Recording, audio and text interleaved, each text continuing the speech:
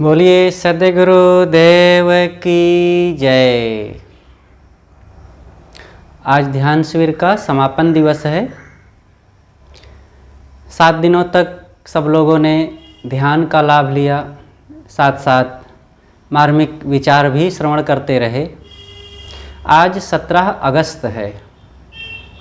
आज से 91 वर्ष पहले भारत की धरती में उत्तर प्रदेश बस्ती जिला के खानतारा नामक गांव में एक ऐसे सूर्य का उदय हुआ जो आज पूरे भारत ही नहीं, विश्व के तमाम देशों में उनके विचार फैले हुए हैं।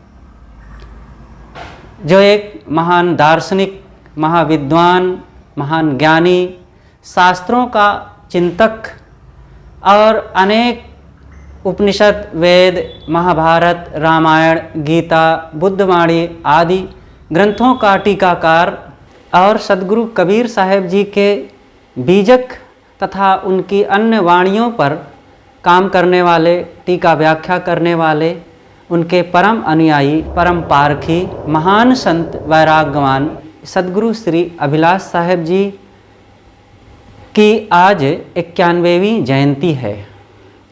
आज इस अवसर पर हम सब लोग कबीर आश्रम बैगमा कौशाम्बी में उनकी जयंती मनाने के लिए एकत्रित हुए हैं। आइए सबसे पहले हम सद्गुरु अभिलाष साहब जी का ही एक भजन श्रवण करते हैं। इसके पश्चात फिर और भक्तों तथा संतों के विचार भी श्रवण करेंगे।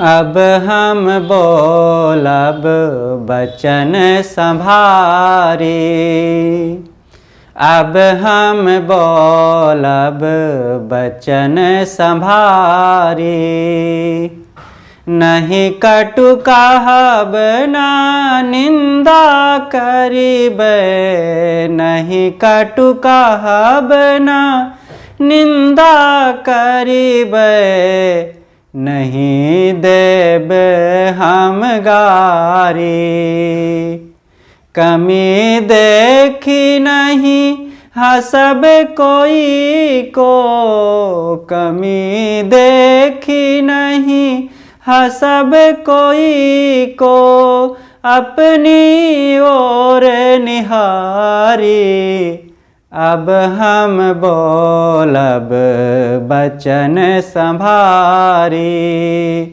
अब हम बोलब बचन संभारी,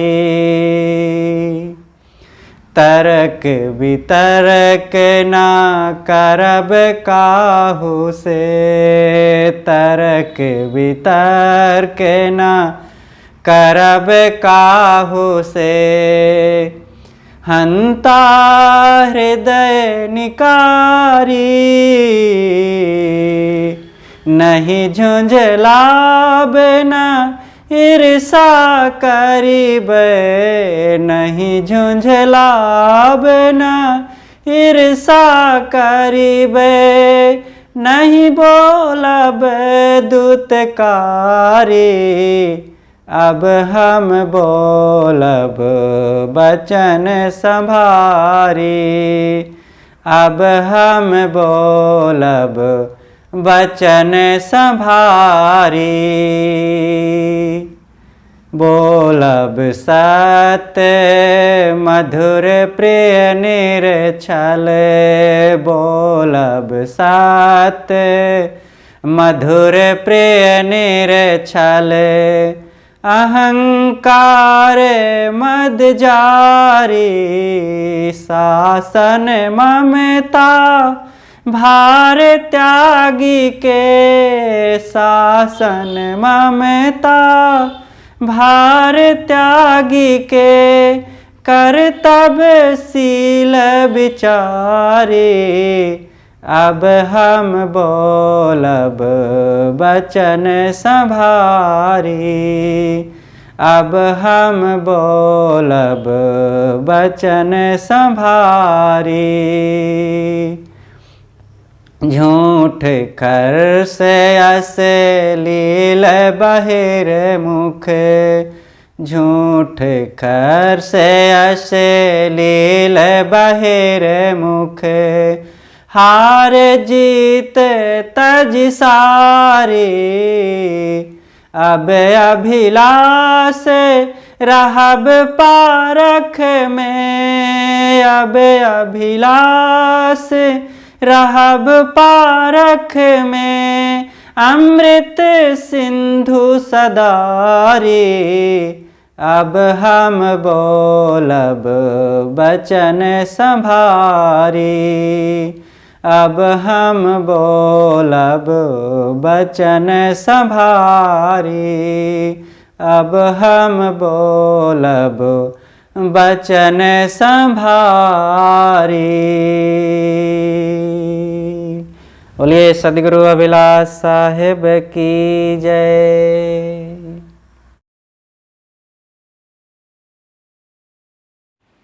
पूज्यवर गुरुदेव सद्गुरु अभिलाष साहेब एक वैराग्यवान संत थे। वे सन 1933 ईस्वी में उत्तर प्रदेश बस्ती जिला के खानतारा नामक गांव में उनका जन्म हुआ और बचपन से ही वे बड़े तेज बुद्धि के रहे, बड़े होनहार, बहुत योग्य थे। अपने माता पिता की वे सबसे बड़ी संतान थी। उनके साथ साथ उनके 2 भाई और एक बहन भी थी। आज उन सभी में से केवल एक भाई का शरीर रह गया है। सब ये परिवर्तनशील संसार सबको बदल देता है। तो वे अपनी 13-14 साल की उम्र से ही, अरे 8-9 साल की उम्र से ही संध्योपासना आदि में लग गए और फिर 17 साल की उम्र में सदगुरु कबीर साहब के विचार सदगुरु श्री राम सूरत साहब जी के माध्यम से पाए और फिर 21 साल की उम्र में साधना में आए। इलाहाबाद कबीर संस्थान में आकर के एक बढ़िया आश्रम स्थापित किए। इस प्रकार से उनकी एक जीवन यात्रा है, बहुत विशाल और बहुत सघन है, उस पर बहुत चर्चा की जा सकती है। तो और हम लोगों से सुनेंगे। तो हमारे बीच उपस्थित हो रहे हैं एदिलपुर से आए हुए हमारे श्री मुकेश जी, और आपसे निवेदन है कि आप अपने विचारों को हम सबके बीच थोड़ी देर रखने का कष्ट करें। साहिब परम पूज्य गुरुदेव जी, अर्चनी वंदनी संत समाज, भक्तिमयी देवी एवं सज्जनों, साहिब जी के आज्ञा अनुसार कुछ विचार प्रस्तुत हैं। जैसा कि हम सबको ज्ञात है कि आज सद्गुरु श्री अभिलाष साहेब जी की पावन जयंती के उपलक्ष्य में हम लोग आश्रम में इकट्ठा हुए हैं। अभी साहिब जी द्वारा कुछ विचार हम लोगों ने सुना, एक भजन भी प्रस्तुत की गई। उसी कड़ी में हमको भी कुछ आदेश मिला है, आज्ञा मिली है। सो आज्ञा पालनार्थ कुछ विचार प्रस्तुत हैं। जो भी उसमें त्रुटियां होंगी क्षमा प्रार्थी रहेंगे।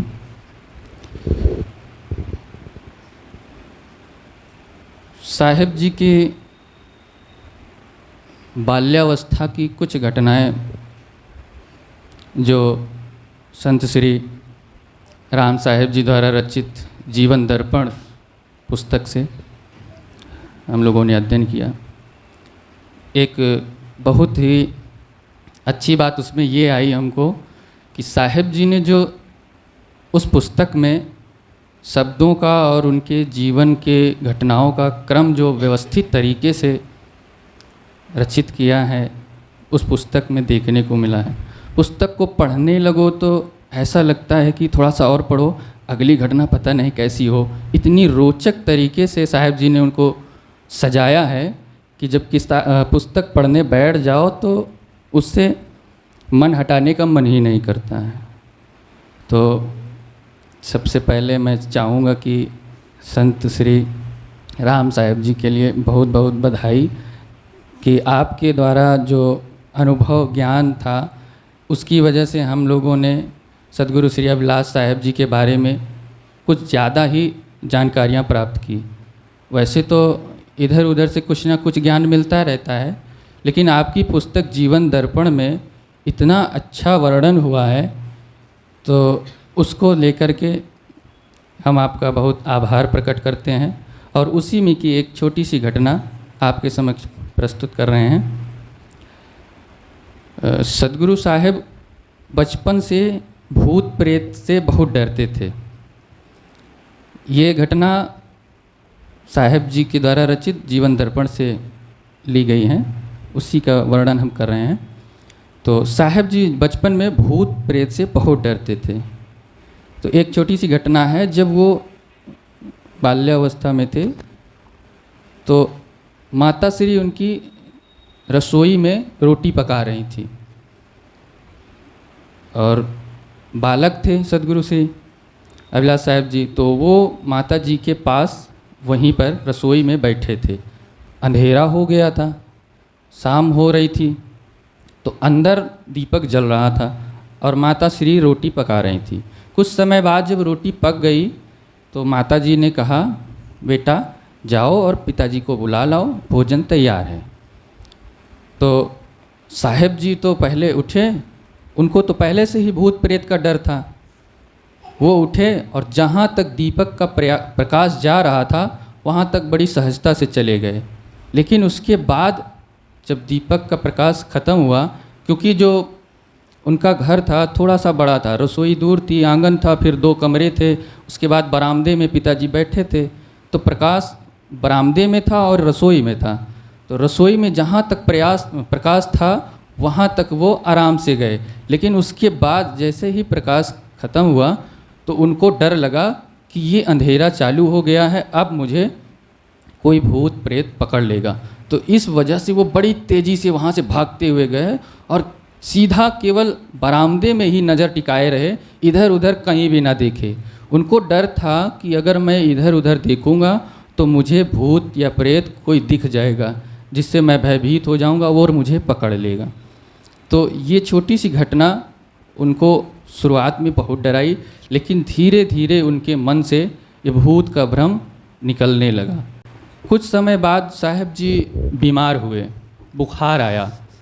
उनको ओझा या पंडित से झाड़ फूँक करा के ठीक करवाते थे। पहले प्रचलन भी था, लेकिन धीरे धीरे जब लगभग 17 वर्ष की उम्र में सदगुरु से कबीर साहिब का विचारों से परिचित हुए, तब उनको विश्वास हो गया कि ये भूत प्रेत कुछ नहीं होता, ये सब भ्रम है।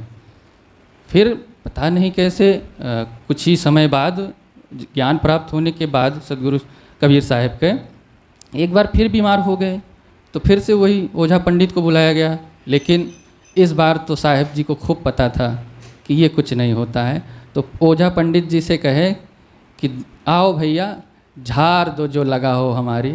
यह सुन के ओझा पंडित और साहिब जी दोनों लोग खूब ठहाका मार के हंसने लगे। ओझा पंडित को भी पता हो गया कि अब इनको भूत प्रेत से कोई डर नहीं है। तब से फिर भूत प्रेत का भ्रम हमेशा के लिए साहिब जी के अंदर से चला गया। ये छोटी सी घटना हमने जीवन दर्पण से पढ़ी और आप लोगों के समक्ष रखी है। बोलिए सद्गुरुदेव की जय। बहुत सुंदर विचार अभी हम लोगों ने सुना श्री मुकेश जी मास्टर साहब से। और अब आगे हम विचार रखने के लिए निवेदन करते हैं कि ऐदिलपुर से ही आए हुए श्री बुधराम मास्टर साहब जी से कि आप इस अवसर पर सदगुरु अभिलाष साहब जी के पावन जयंती के इस कार्यक्रम में कुछ अपने उद्बोधन हम लोगों के बीच रखने की कृपा करें। परम पूज्य गुरुदेव जी एवं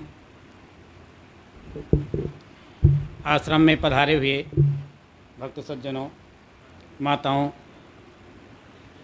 आप सबको आश्रम की तरफ से और मेरी तरफ से ड्राइवर साहिब बंदगी स्वीकार हो।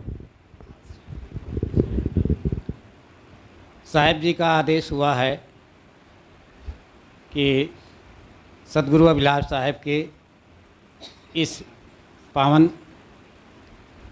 जयंती पर कुछ कहूँ। मुझे कहने में बड़ा संकोच लगता है कि आप लोग 7 दिन से इस ध्यान शिविर में बहुत कुछ सीख चुके हैं, बहुत कुछ अनुभव हो चुका है, मुझे तो एक तरह की दुर्भाग्य रहा, मैं पहुंच नहीं पाया हूं। आज आया हूं, आप सबसे कुछ सीखना चाहता हूं, कुछ जानना चाहता हूं, लेकिन थोड़ा से इसी क्रम में कहना है कि जो कुछ आप लोगों ने सीखा है, जो धैर्य बना करके रखा है, आप लोगों ने अपने मन को शांत रखा है और जैसे आश्रम के नियम होते हैं उसका पालन किया है, सब लोग नहीं कर सकते हैं। आप सब बहुत धन्य हैं। हम आपकी भूरी भूरी प्रशंसा करते हैं कि हम सदगुरु अभिलाष साहेब, श्री निर्दुन साहेब, कबीर साहेब, इन सब महापुरुषों के आदर्शों का पालन करते हुए अपने जीवन में उतारें और इसी तरह के कार्यक्रमों में सम्मिलित होते रहें और आशीर्वाद प्राप्त करते रहें। मैं ज़्यादा कहना नहीं चाहता हूँ, केवल सुनने के लिए आया हूँ।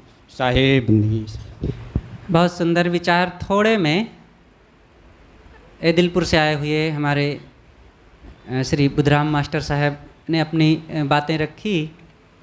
बिहार बेतिया राज्य से आई हुई कुमारी महिमा जी यहाँ पर उपस्थित हैं।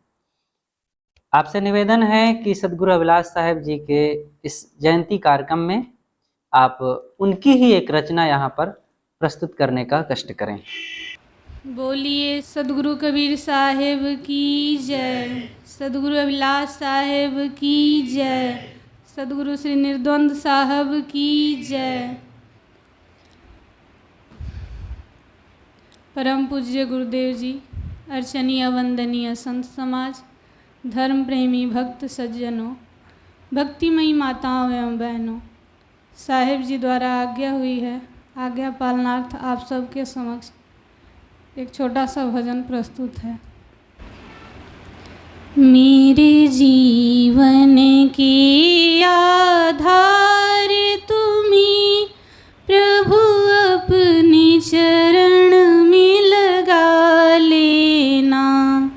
मेरे जीवन के आधार तुम्ही प्रभु, अपने चरण में लगा लेना। मेरे दोषों पर दृष्टि नहीं कर, आजीवन शरण निभा लेना।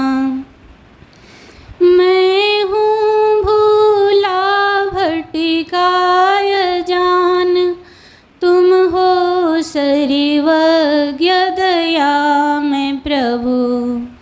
मैं हूँ भूला भटका अजान, तुम हो सर्वज्ञ दया में प्रभु। अपनी करुणा की दृष्टि कर, सोते से मुझे जगा देना। मेरे जीवन के आधार तुम्ही प्रभु, अपने चरण में लगा लेना। मैं हूँ मलिनता से छादित, तुम निर्मल दिव्य निर्विषय हो।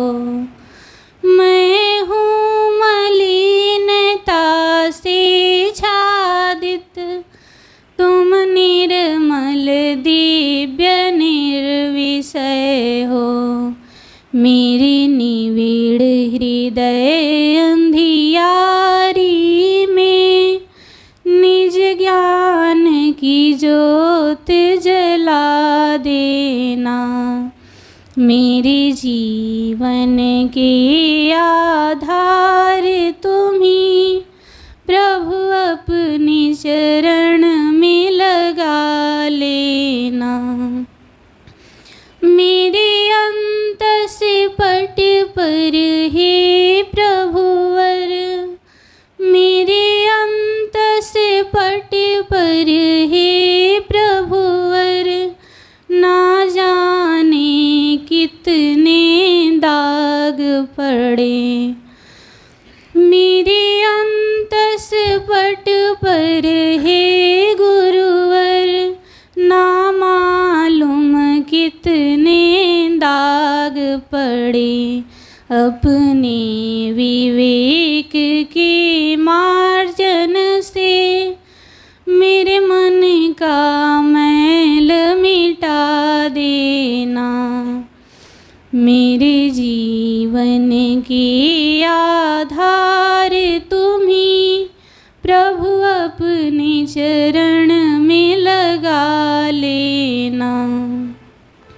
कहीं कहीं न गया क्या क्या न किया, सुख शांति है तू दर दर भटका।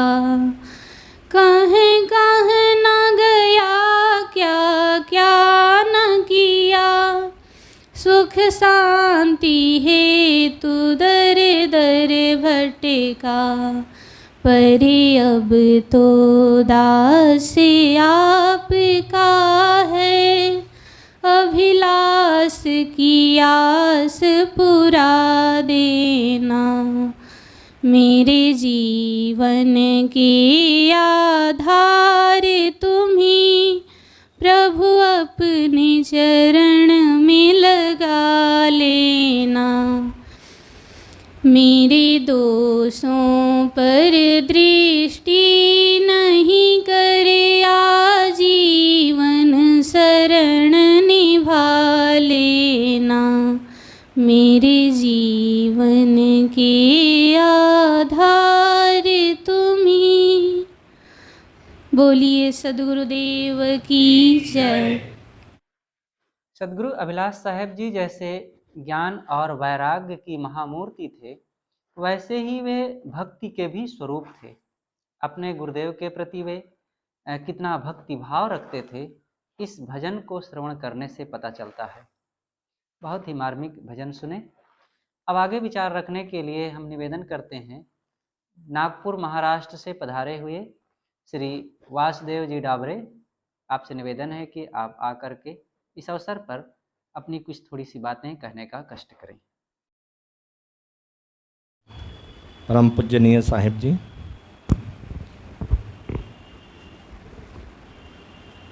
आध्यात्म के प्राण स्रोत, वंदनीय संत समाज, सत्संग में उपस्थित सभी सज्जन माताएं और बहनों। अच्छा, जैसा मेरा नाम पुकारा गया तो धड़ से फटाका फूटा अंदर, अभी मुझे क्या कुछ बोलना है। अब ऐसे भी बोलने के लिए रहा तो रात को भजन हुआ तो सारे लोग हंस रहे थे। अब मेरे को लगा मेरे को कुछ गलतियाँ हो गई हो इसलिए हंस रहे हो, नहीं तो बोले बहुत आनंद आ रहा था, प्रसन्न हुए इसलिए हंस रहे थे। चलो धन्यवाद। तो कि हम थोड़ा पोस्टिंग के ऊपर पोस्टिंग प्रमोशन चलते रहा तो थोड़ा ऊपर चले गए, रह गया मैं। तो मेरा सारा ध्यान और ये भक्ति का समय पीछे रह गया। तो जब भी साहेब लोग, अभिलाष साहेब जी, धर्मेंद्र साहेब जी, विकास साहेब, राम साहेब और संत जन नागपुर पधारते थे तो मेरे को बताया दिया करते थे कि साहब लोग आए हैं, चलिए दर्शन भी होता है, दो बातें ही सुनते हैं और ध्यान ज्ञान में बैठ के थोड़ा लाभ लेते हैं। तो मुझे टाइम नहीं मिलता था, और जब समय भी मिलता था तो थोड़ा मैं बोलता था कि अभी तो चलो, लेकिन एक आध बार समय मिलने के बाद चलेंगे। ऐसा करते करते कभी मेरा नागपुर में संतों के साथ में बैठना उठना नहीं हुआ था, और समय के वजह से, क्योंकि मेरे पास में थोड़ा ज़्यादा समय कम रहता था काम के वजह से। फिर बीच में मैं बोल दिया था कि अभी सारा निवृत्त होने के बाद ही जाएंगे, कहीं जाएंगे। बोलते रहे दिलाबाद चलना है, पारक आश्रम है, कौशंबी चलना है, कौशंबी में बैगवा आश्रम है, साहेब बहुत अच्छे हैं वहाँ के साहेब लोग, एक बार तो वहाँ चलना ही है, चलेंगे चलेंगे, निवृत्त होने के बाद में चलेंगे। ऐसे करते करते 2022 में हम निवृत्त हो गए।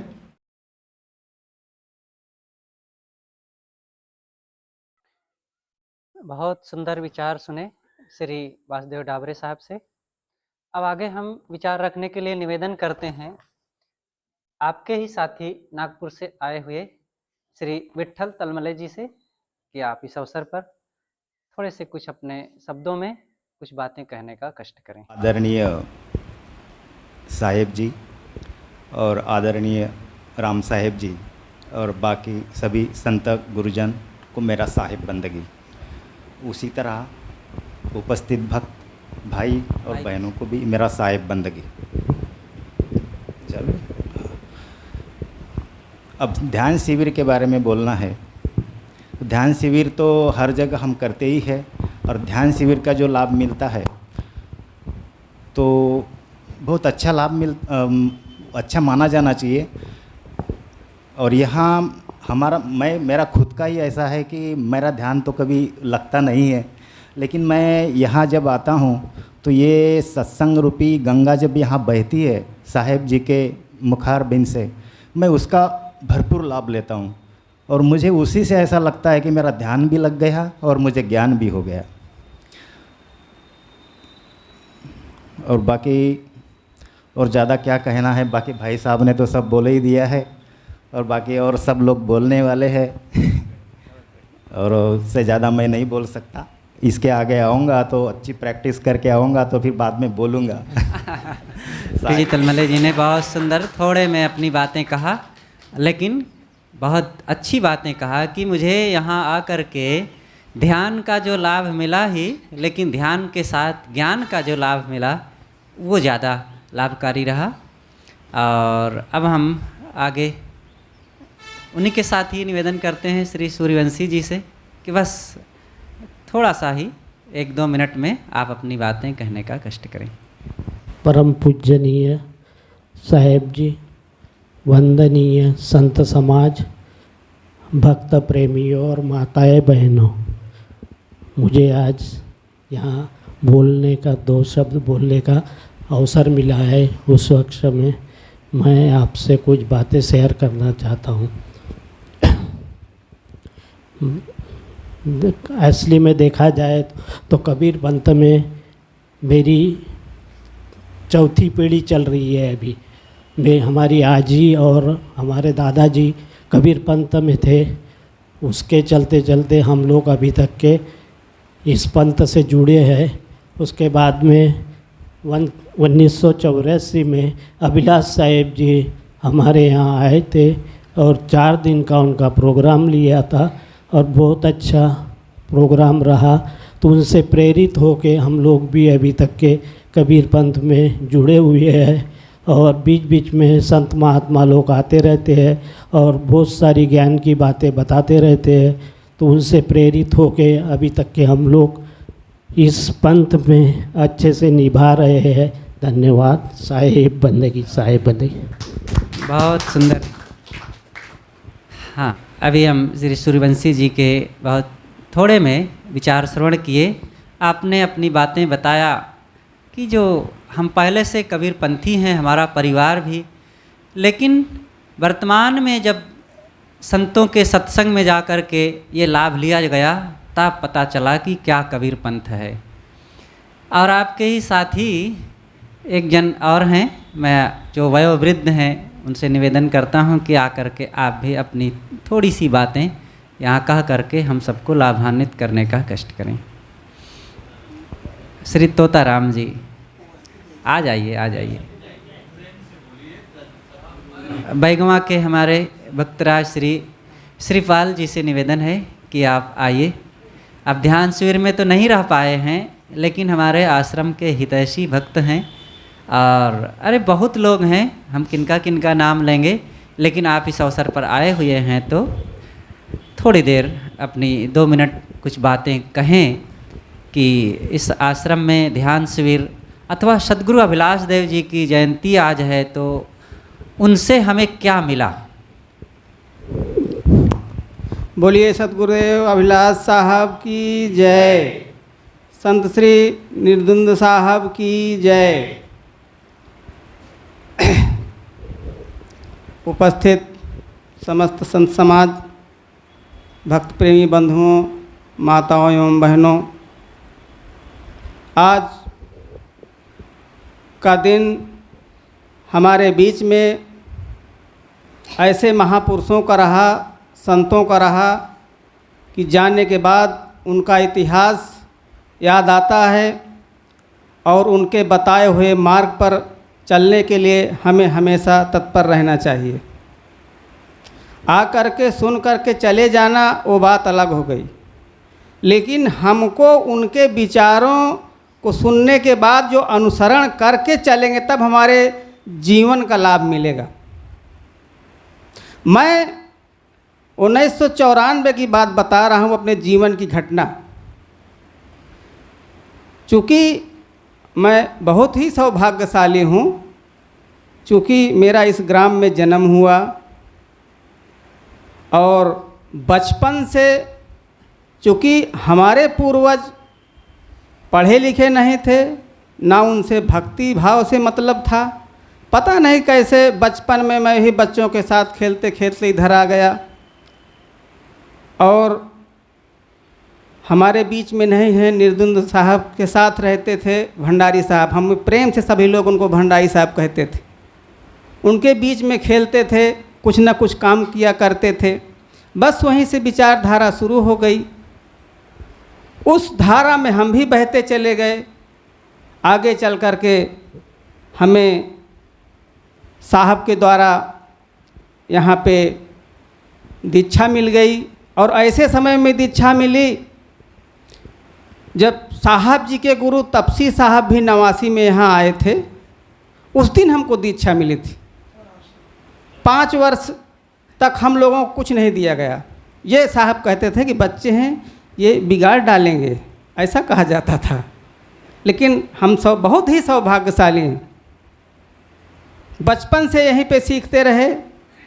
धीरे धीरे हमारे बीच में काफ़ी संत आए और दुख है हमारे बीच से चले गए, शरीर छूट गया, नए संत आते गए, सबसे मिलाप होता रहा। हमारा प्रयास यही रहता है कि संतों की वाणी से हमें कैसे लाभ लेना है वो हमको मिलना चाहिए। 94 में इलाहाबाद गया था, और उसके पहले तो मुझे याद है कि जब समारोह चालू हुआ था सत्संग का 8वां मुझे सन नहीं याद है कि 87 था कि 88 था। 8वां से मैं जाना शुरू किया था साइकिल से, गांव से, भंडारी साहब के साथ। वहाँ आता जाता था, साहब से यही प्रेरणा मिलती थी, अभिलाष साहब जी के पास से, कि संतों के बीच में खूब मेहनत करनी चाहिए। जितना आप मेहनत करेंगे शरीर से उतना आपको फल मिलेगा। वो हमारे दिलो दिमाग में गांठ की तरह बैठी रहती है। आज भी हम प्रयास करते हैं कि खूब शरीर से मेहनत करें, हम कोई हमसे दुखित ना होने पाए, ये भाव हमेशा विचार आदमी के मन में होना चाहिए। उन्होंने, मैं पहले भी कहीं काम करता था अधिकारियों के यहाँ। 94 में गया तो साहब जी के द्वारा पास में जाने का मौका मिला ऊपर। फिर साहब जी चले गए दूसरे कमरे में, साहब के साथ बहुत पास, चरणों के पास में बैठा था। कहें कि क्या हो रहा है, तो मैंने बताया कि साहब मैं अधिकारी के साथ लगा हूँ, शायद कहीं नौकरी मिल जाए। तो साहब ने टूक शब्दों में कहा, वो नौकरी नहीं लगाएगा, सुन लो। मैं वहीं से सावधान हो गया कि साहब दूरदृष्टा हैं, दूर की बात इन्होंने बता ली। मैं वहीं से संतुष्ट हो गया। फिर उधर से धीरे धीरे मैं अपना नाता रिश्ता ख़त्म कर दिया।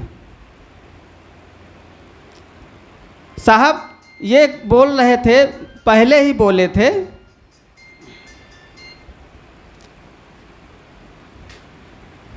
कि एक ही काल सकल संसारा और एक ही नाम जगत पियारा। एक ही काल संसार को जलाता है और एक ही नाम प्यारा होता है। वो चाहे जिस रूप में आप देखेंगे, घूम कर वही नाम आएगा। वो हमेशा मेरे दिमाग में रहता है। तो मैं ज़्यादा इतिहास में न जाते हुए आप सभी का मैं आशीर्वाद चाहता हूँ। बोलिए सतगुरु कबीर साहब की जय। साहेब बंदगी साहेब। बहुत सुंदर, आपने बैगवा से इलाहाबाद तक की थोड़े में अपनी बातें बता दिया। सचमुच इस क्षेत्र के भक्तों का बहुत बड़ा सौभाग्य है। यहाँ पर सतगुरु श्री निर्दुंद साहब क्या आ गए, वे भगीरथी बन करके सतगुरु श्री तपसी साहब श्री निष्पक्ष साहेब जी और सदगुरु अभिलाष साहेब, सदगुरु ज्ञान साहेब और भी बहुत संतों का पदार्पण होता रहा और सभी भक्त अनायास उनके बड़ी सरलता से दर्शन सत्संग का लाभ पाते रहे और आज भी प्राप्त कर रहे हैं। बहुत खुशी की बात है, उसी में हम भी लाभान्वित हो रहे हैं। अब हमारे बीच उपस्थित हो रहे हैं हमारे भक्त बड़गांव से आए हुए, हमारे आश्रम के बड़े हितैषी, बड़े प्यारे हैं श्री शंकर भगत जी। आप आइए और 2 मिनट मात्र अपनी बातें कुछ कहने का कष्ट करें। बोलिए सदगुरु अभिलाष साहेब की जय, सदगुरु निर्द्वंद साहेब की जय। परम पूज्य गुरुदेव जी, अर्चनीय बंदी संत समाज, श्रद्धेय माताएं, बहनें, नौजवान साथी, सभी को मेरी तरफ से बंदगी हो। मुझे भी आदेश मिला है कुछ बोलने का, तो मैं सदगुरु अभिलाष साहेब का इतना ऊंचा दृश्य है कि जितना कहें उतना कम है। साहेब जी जब यहाँ पहली बार उनका सत्संग हुआ, प्रवचन हुआ साहेब जी के समय में, निर्द्वंद साहेब के, वो आए, तब से हमको प्रेरणा मिली और लाभ मिला कि ये आश्रम, यहाँ की ये तपोस्थली बहुत ऊंची हो गई। तभी से यहाँ का विकास आगे धीरे धीरे धीरे धीरे बढ़ता गया। उनके आने पर फिर अब बहुत संत हुए, उनके भी विचार और उनका अच्छा स्वभाव सब कुछ हमको मिला। अब यहाँ आने से हमें बहुत बड़ी प्रेरणा मिल रही है, भक्ति का, यानी ध्यान का, सब कुछ का, भजन का भी, सब कुछ का मिल रहा है। बस इसी शब्दों में अपनी वाणी को विराम लेता हूँ। बोलिए सदगुरु देव की जय। साई साहे। बहुत बहुत धन्यवाद भगत जी को, आपने अपने समय के अंदर खास बातें कह दिया। और अब हमारे बीच उपस्थित हो रहे हैं भक्तराज श्री मिठाई लाल जी। आप शिवपुरी गांव के रहने वाले हैं। आप हमारे इस आश्रम के बड़े शुभचिंतक हैं। एक एक चीज़ के लिए आप ध्यान देते रहते हैं और उसकी व्यवस्था के लिए भी प्रयास करते रहते हैं। आपसे निवेदन है कि आप आइए और अपनी थोड़ी सी बातें कह करके हम सबको लाभान्वित कीजिए। साहेब का साथ आप ही के द्वारा मिला था साहेब। सबसे पहले बार खागा में जब साहेब का बुलाना हुआ तो शंकर साहब मुझे ढूंढे। हाँ, तो जब मुझे ढूंढे तो पा गए। शंकर साहब कहे कि मिठाई लाल अभिलाष साहब हमको खागा में लाना है। तो मैं कह दिया कि लाइए, जो मर्जी हो बताना, जो सेवा हो मेरे लायक। तो शंकर साहब कहे नहीं, तुमसे सेवा नहीं लिया जाएगा, आप उनको लाएं और ले जाएं। हम कहा बड़ी अच्छी बात है, चलो मैं जाऊंगा। 12 बजे रात की मैं चल दिया। अब आश्रम के थोड़ी दूर बाद जाके सो गया, जल्दी पहुंच गया। अब साहब सब संत तैयार हो गए, अब मैं सो रहा हूँ।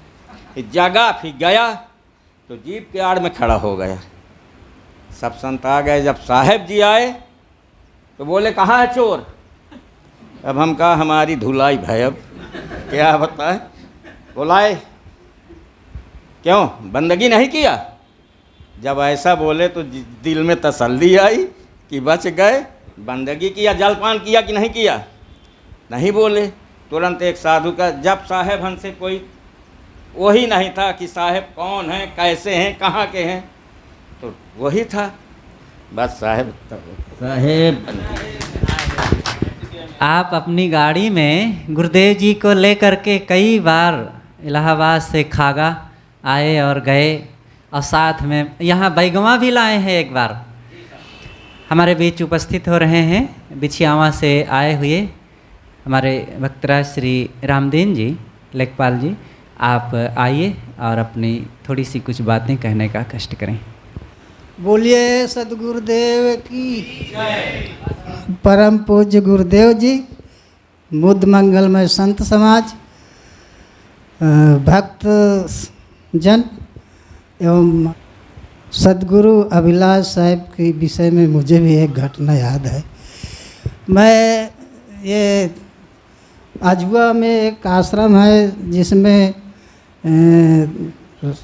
वो निहोर साहब रहते थे, उन्हीं के पास मैं भी जाता था।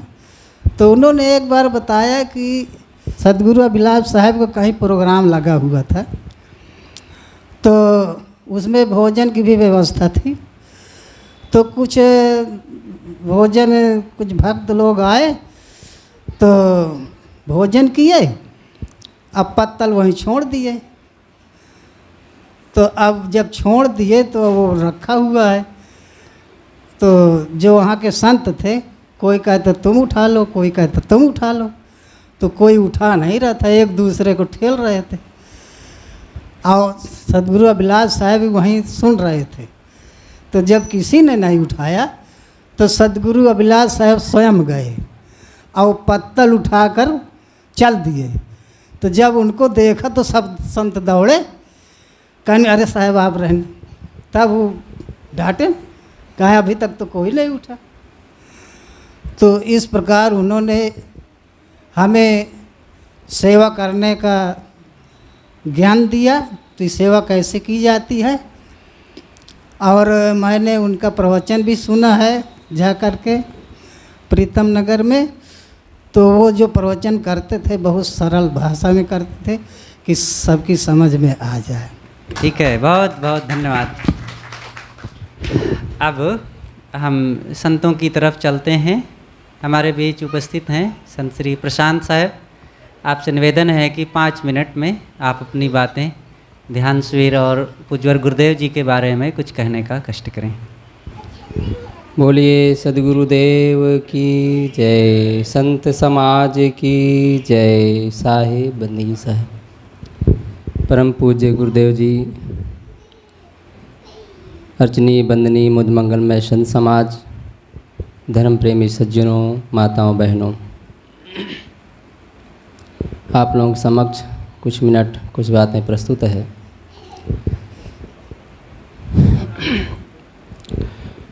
आज हम सदगुरु अभिलाष साहब जी की याद में यहाँ बैठे हैं।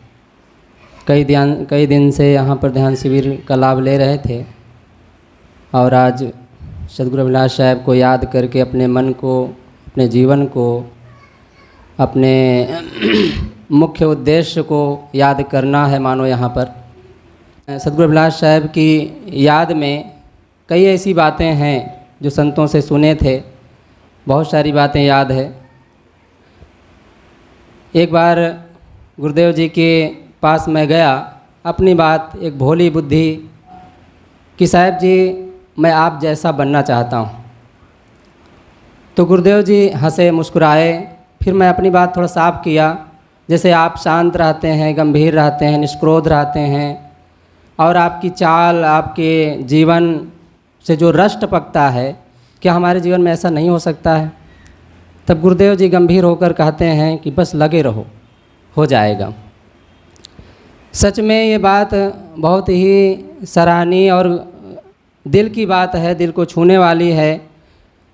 अगर हम लगे रहते हैं संतों के शरण में, संतों के चरण में उन पर विश्वास रखते हैं और उनसे जुड़े रहते हैं, तो निश्चित है हमारा जो उद्देश्य है, हमारी जो बातें हैं, हमारा जो भूल है, अज्ञान है, जिसमें हम अनादिकाल से भटक रहे हैं, उस पर हमें विचार करना है। साहब की बहुत सारी बातें, जैसे एक बार संतों से मैं सुना, ट्रेन में जा रहे थे और देखे कि एक शौचालय भरा हुआ है। संतों ने कहा कि गुरुजी उधर नहीं जाना है, उधर गंदगी है, दूसरे तरफ चले जाना है, उधर साफ़ है। गुरुदेव जी कुछ बोले नहीं। समय आया तो गिलास लिए, साबुन लिए और गए, अपने हाथों से उसको साफ़ कर दिए। और साफ़ करने के बाद फिर आते हैं, मुस्कुराते हुए कहते हैं कि संतों सफाई हो गई है, आप जा सकते हैं। ये उनकी महानता को याद करके अपने जीवन को समझा जा सकता है। हम झाड़ू लगाने से डरते हैं, संतों की सेवा करने से डरते हैं। कुछ नाली में साफ़ करना हुआ, कढ़ाई साफ़ करना हुआ, बर्तन साफ़ करना हुआ तो डर लगता है, शर्म लगती है, संकोच लगता है। हमारा कपड़ा ख़राब हो जाता है, हमारे में थोड़ा से अहंकार में ठेस पहुंचती है कि हम कैसे साफ़ करें, हम किसी छोटे हैं। माने छोटे छोटे कामों को ऐसा लगता है कि बहुत नीच लोग करते हैं, ऐसा हमारे मन में महसूस होता है। तो हमें चाहिए कि हर काम में, हर परिस्थिति में और हर समय अपने जीवन को तैयार रखना चाहिए। और जो काम मिले, जैसा भी काम हो, काम छोटा बड़ा नहीं होता है, बस अपने मन की सोच का भाव होता है। अगर हम छोटा समझ करके करते हैं तो हीन भावना आती है, बड़ा समझ करके करते हैं तो महानता का अनुभव होता है। और अपने अंदर ऐसा कुछ अनुभव होता है जिससे कि मन गदगद हो जाता है, निर्मल हो जाता है, सुख का अनुभव करता है और संतों की याद में, संतों की सेवा में उसका मन लगता है। अगर ये सब नहीं ख्याल करते हैं तो केवल अंतिम में रोना होता है। सदगुरु अभिलाष साहब कहते हैं कम खाओ गम खाओ। कम खाएंगे तो पेट ठीक रहेगा, डॉक्टर के पास नहीं जाना पड़ेगा। गम खाएंगे तो मुकदमेबाजी से बचे रहेंगे, मन ठीक रहेगा, निर्मल रहेगा, झगड़ा नहीं होगा और जीवन सुरक्षित रहेगा, निर्मल रहेगा और मानव जीवन धरना हमारा सफल हो जाएगा। तो मैं यहीं पर अपने वाणी को विराम देता हूँ और सदगुरु अभिलाष साहब के नाम से एक जय होना चाहिए। बोलिए सदगुरु अभिलाष साहब की जय, संत समाज की जय, साहेब बंदी साहेब। अब हमारे बीच उपस्थित हैं मंझनपुर से पधारे हुए संत श्री धीरज साहब जी। आपसे निवेदन है कि आप अपने विचारों से 5 मिनट के लिए हम सबको लाभान्वित करने की कृपा करें। सर्वप्रथम आप सभी लोग जयकारा लगाएंगे। बोलिए संत सम्राट सदगुरु कबीर साहेब की, संत समाज की, सदगुरु अभिलाष साहेब की। परम पूज्य साहेब जी, अर्चनी बंदनी पूजनी संत समाज, धर्म प्रेमी सज्जनों, श्रद्धा मूर्ति देवियों एवं प्रिय नन्हे मुन्ने बच्चों, जैसा कि आज सब लोगों को मालूम ही है कि आज ये जो ध्यान शिविर का ये अंतिम दिन है और इस अंतिम दिन में परम पूज्य सदगुरु अभिलाष साहेब जी की जन्म जयंती मनाई जा रही है। तो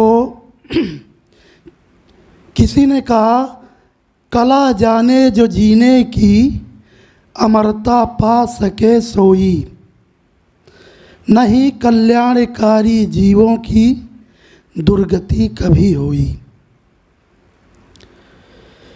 तो जीने की कला आनी चाहिए।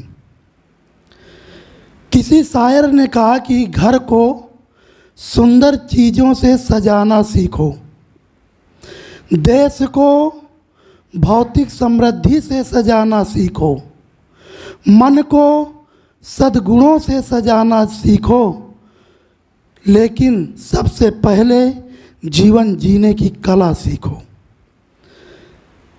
तो कला जीवन जीने की आना चाहिए।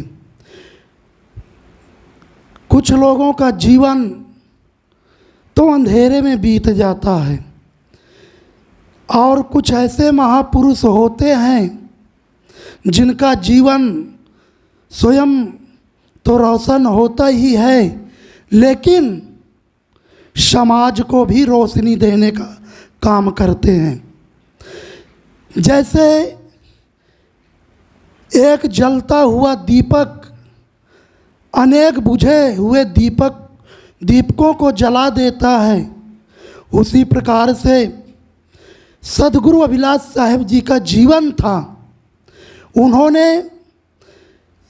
हजारों नहीं, लाखों नहीं, करोड़ों बुझे हुए दिलों को जलाने का काम किया और कल्याण का मार्ग बताए।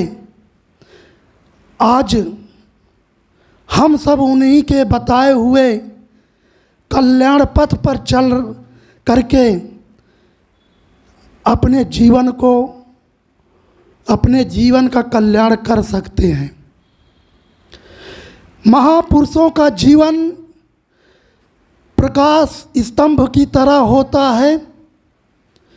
वो स्वयं उनके जीवन में रोशनी तो होती ही है और समाज को भी रोशनी देने का काम करते हैं।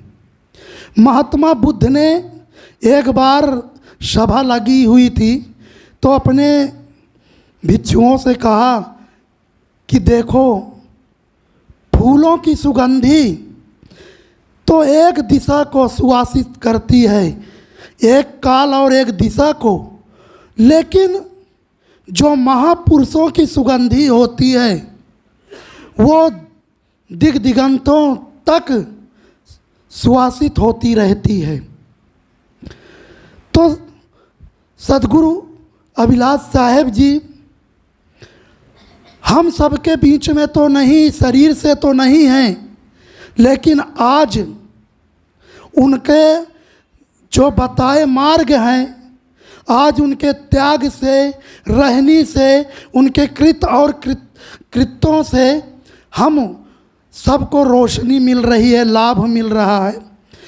तो हम सबके बीच में न रहते हुए भी सद्गुरु अभिलाष साहेब जी का जीवन सदैव काल तक, अनंत काल तक अमर रहेगा और हम सबके दिलों से कभी भुलाए नहीं जा सकते हैं और सदैव हम सबके दिलों में वो राज करेंगे।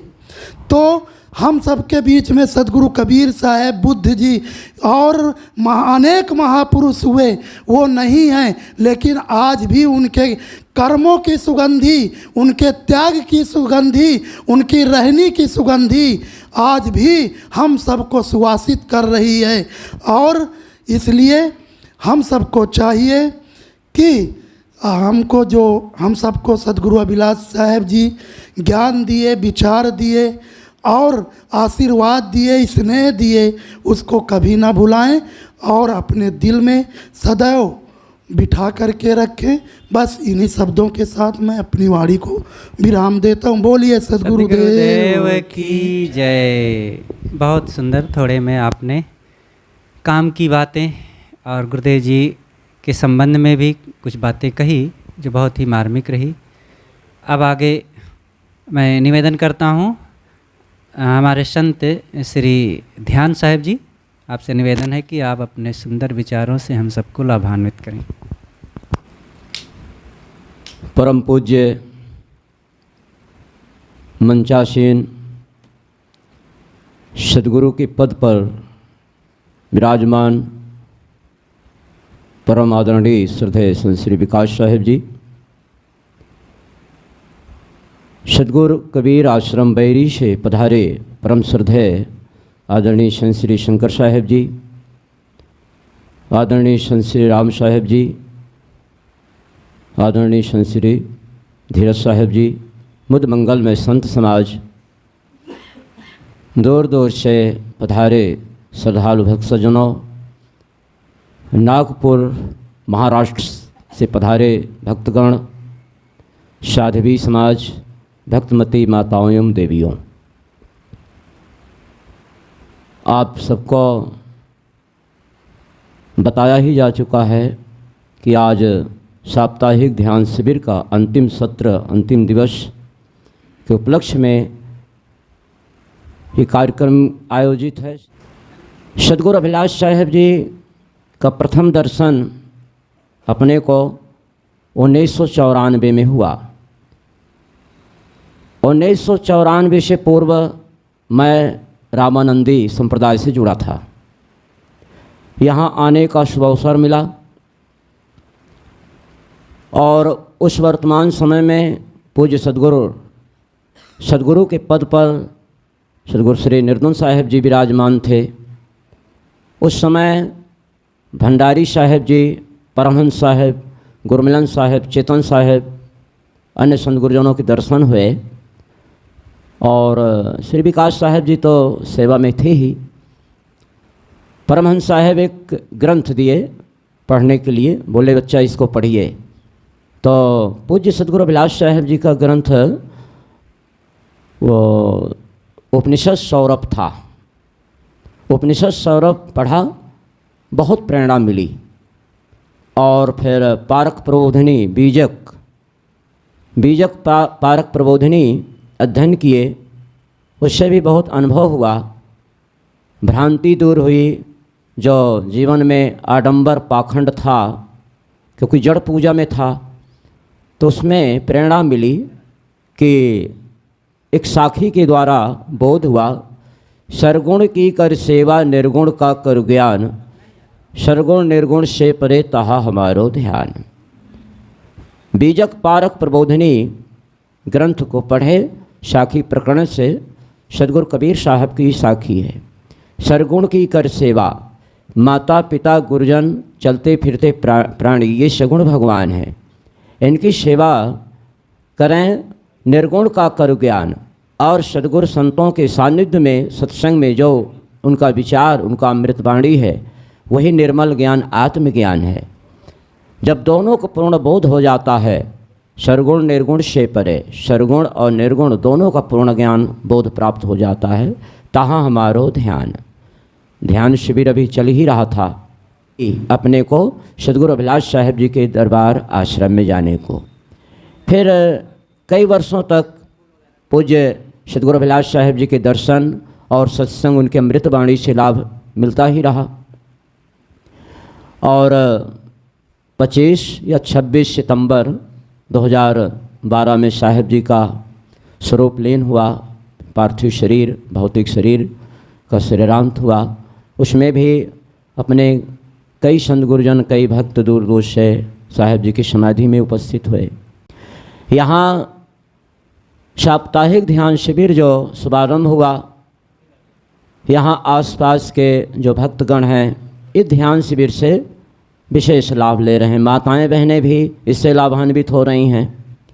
इस आश्रम के संस्थापक सदगुरु श्री निर्दोन साहब जी, जो इतना बट विशाल ये भक्ति का वृक्ष लगाया, उस वृक्ष की छाया और फल से क्षेत्रवासी और भी अनेक भक्तगण उससे लाभान्वित हो रहे हैं।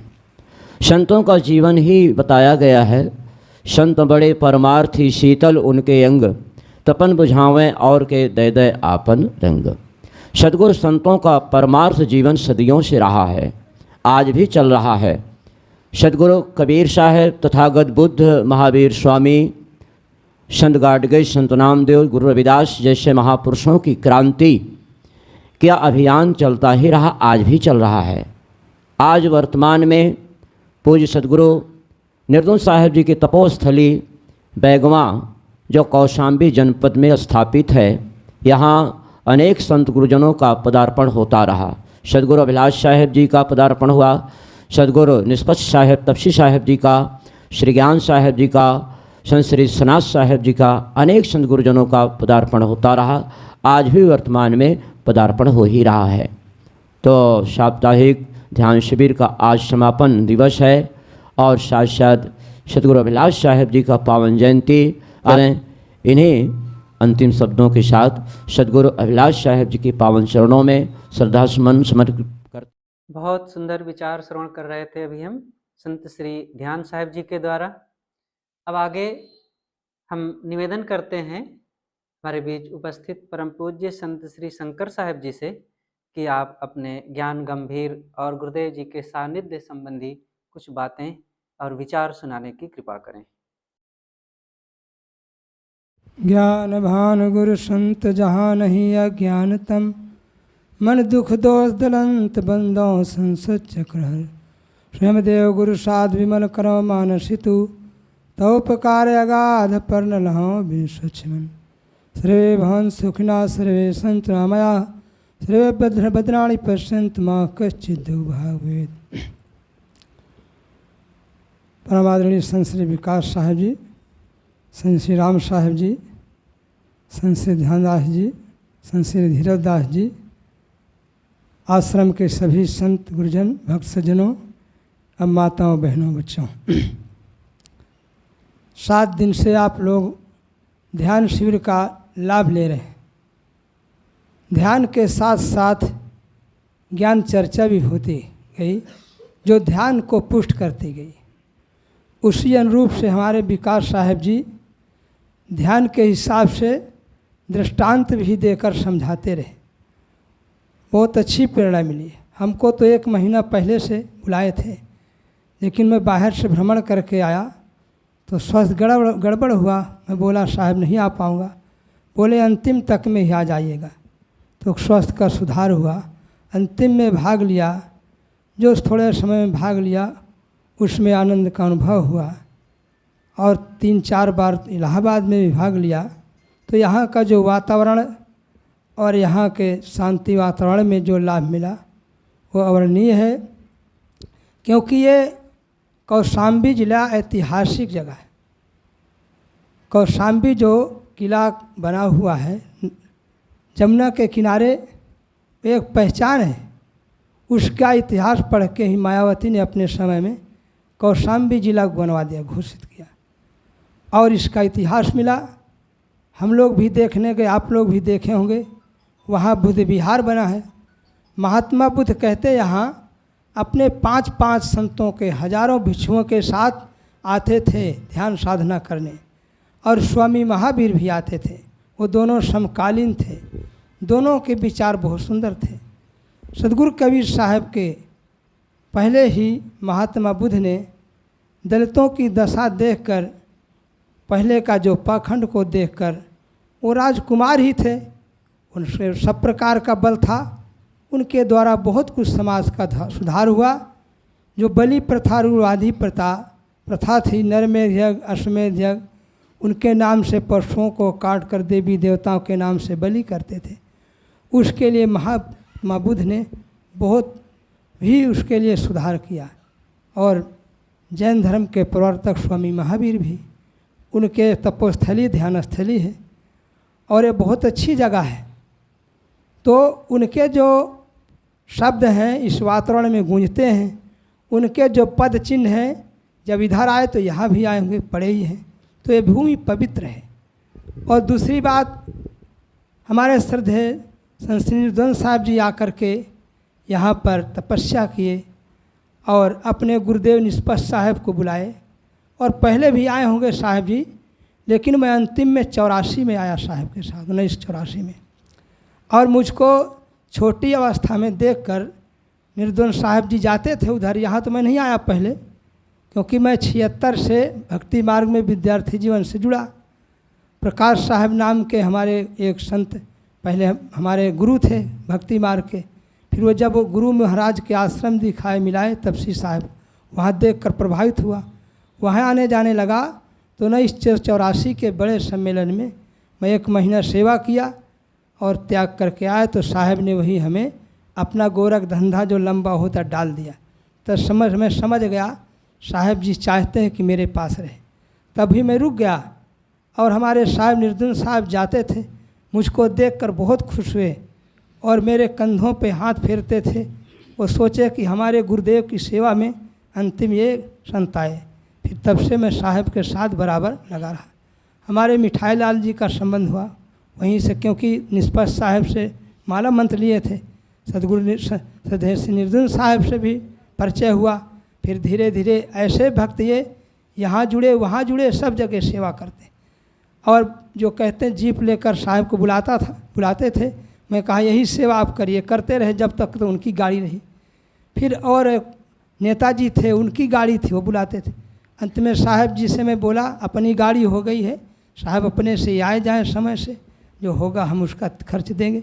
तो साहब राजा साहब तपस्या करके खागा में भंडारा शुरू किए।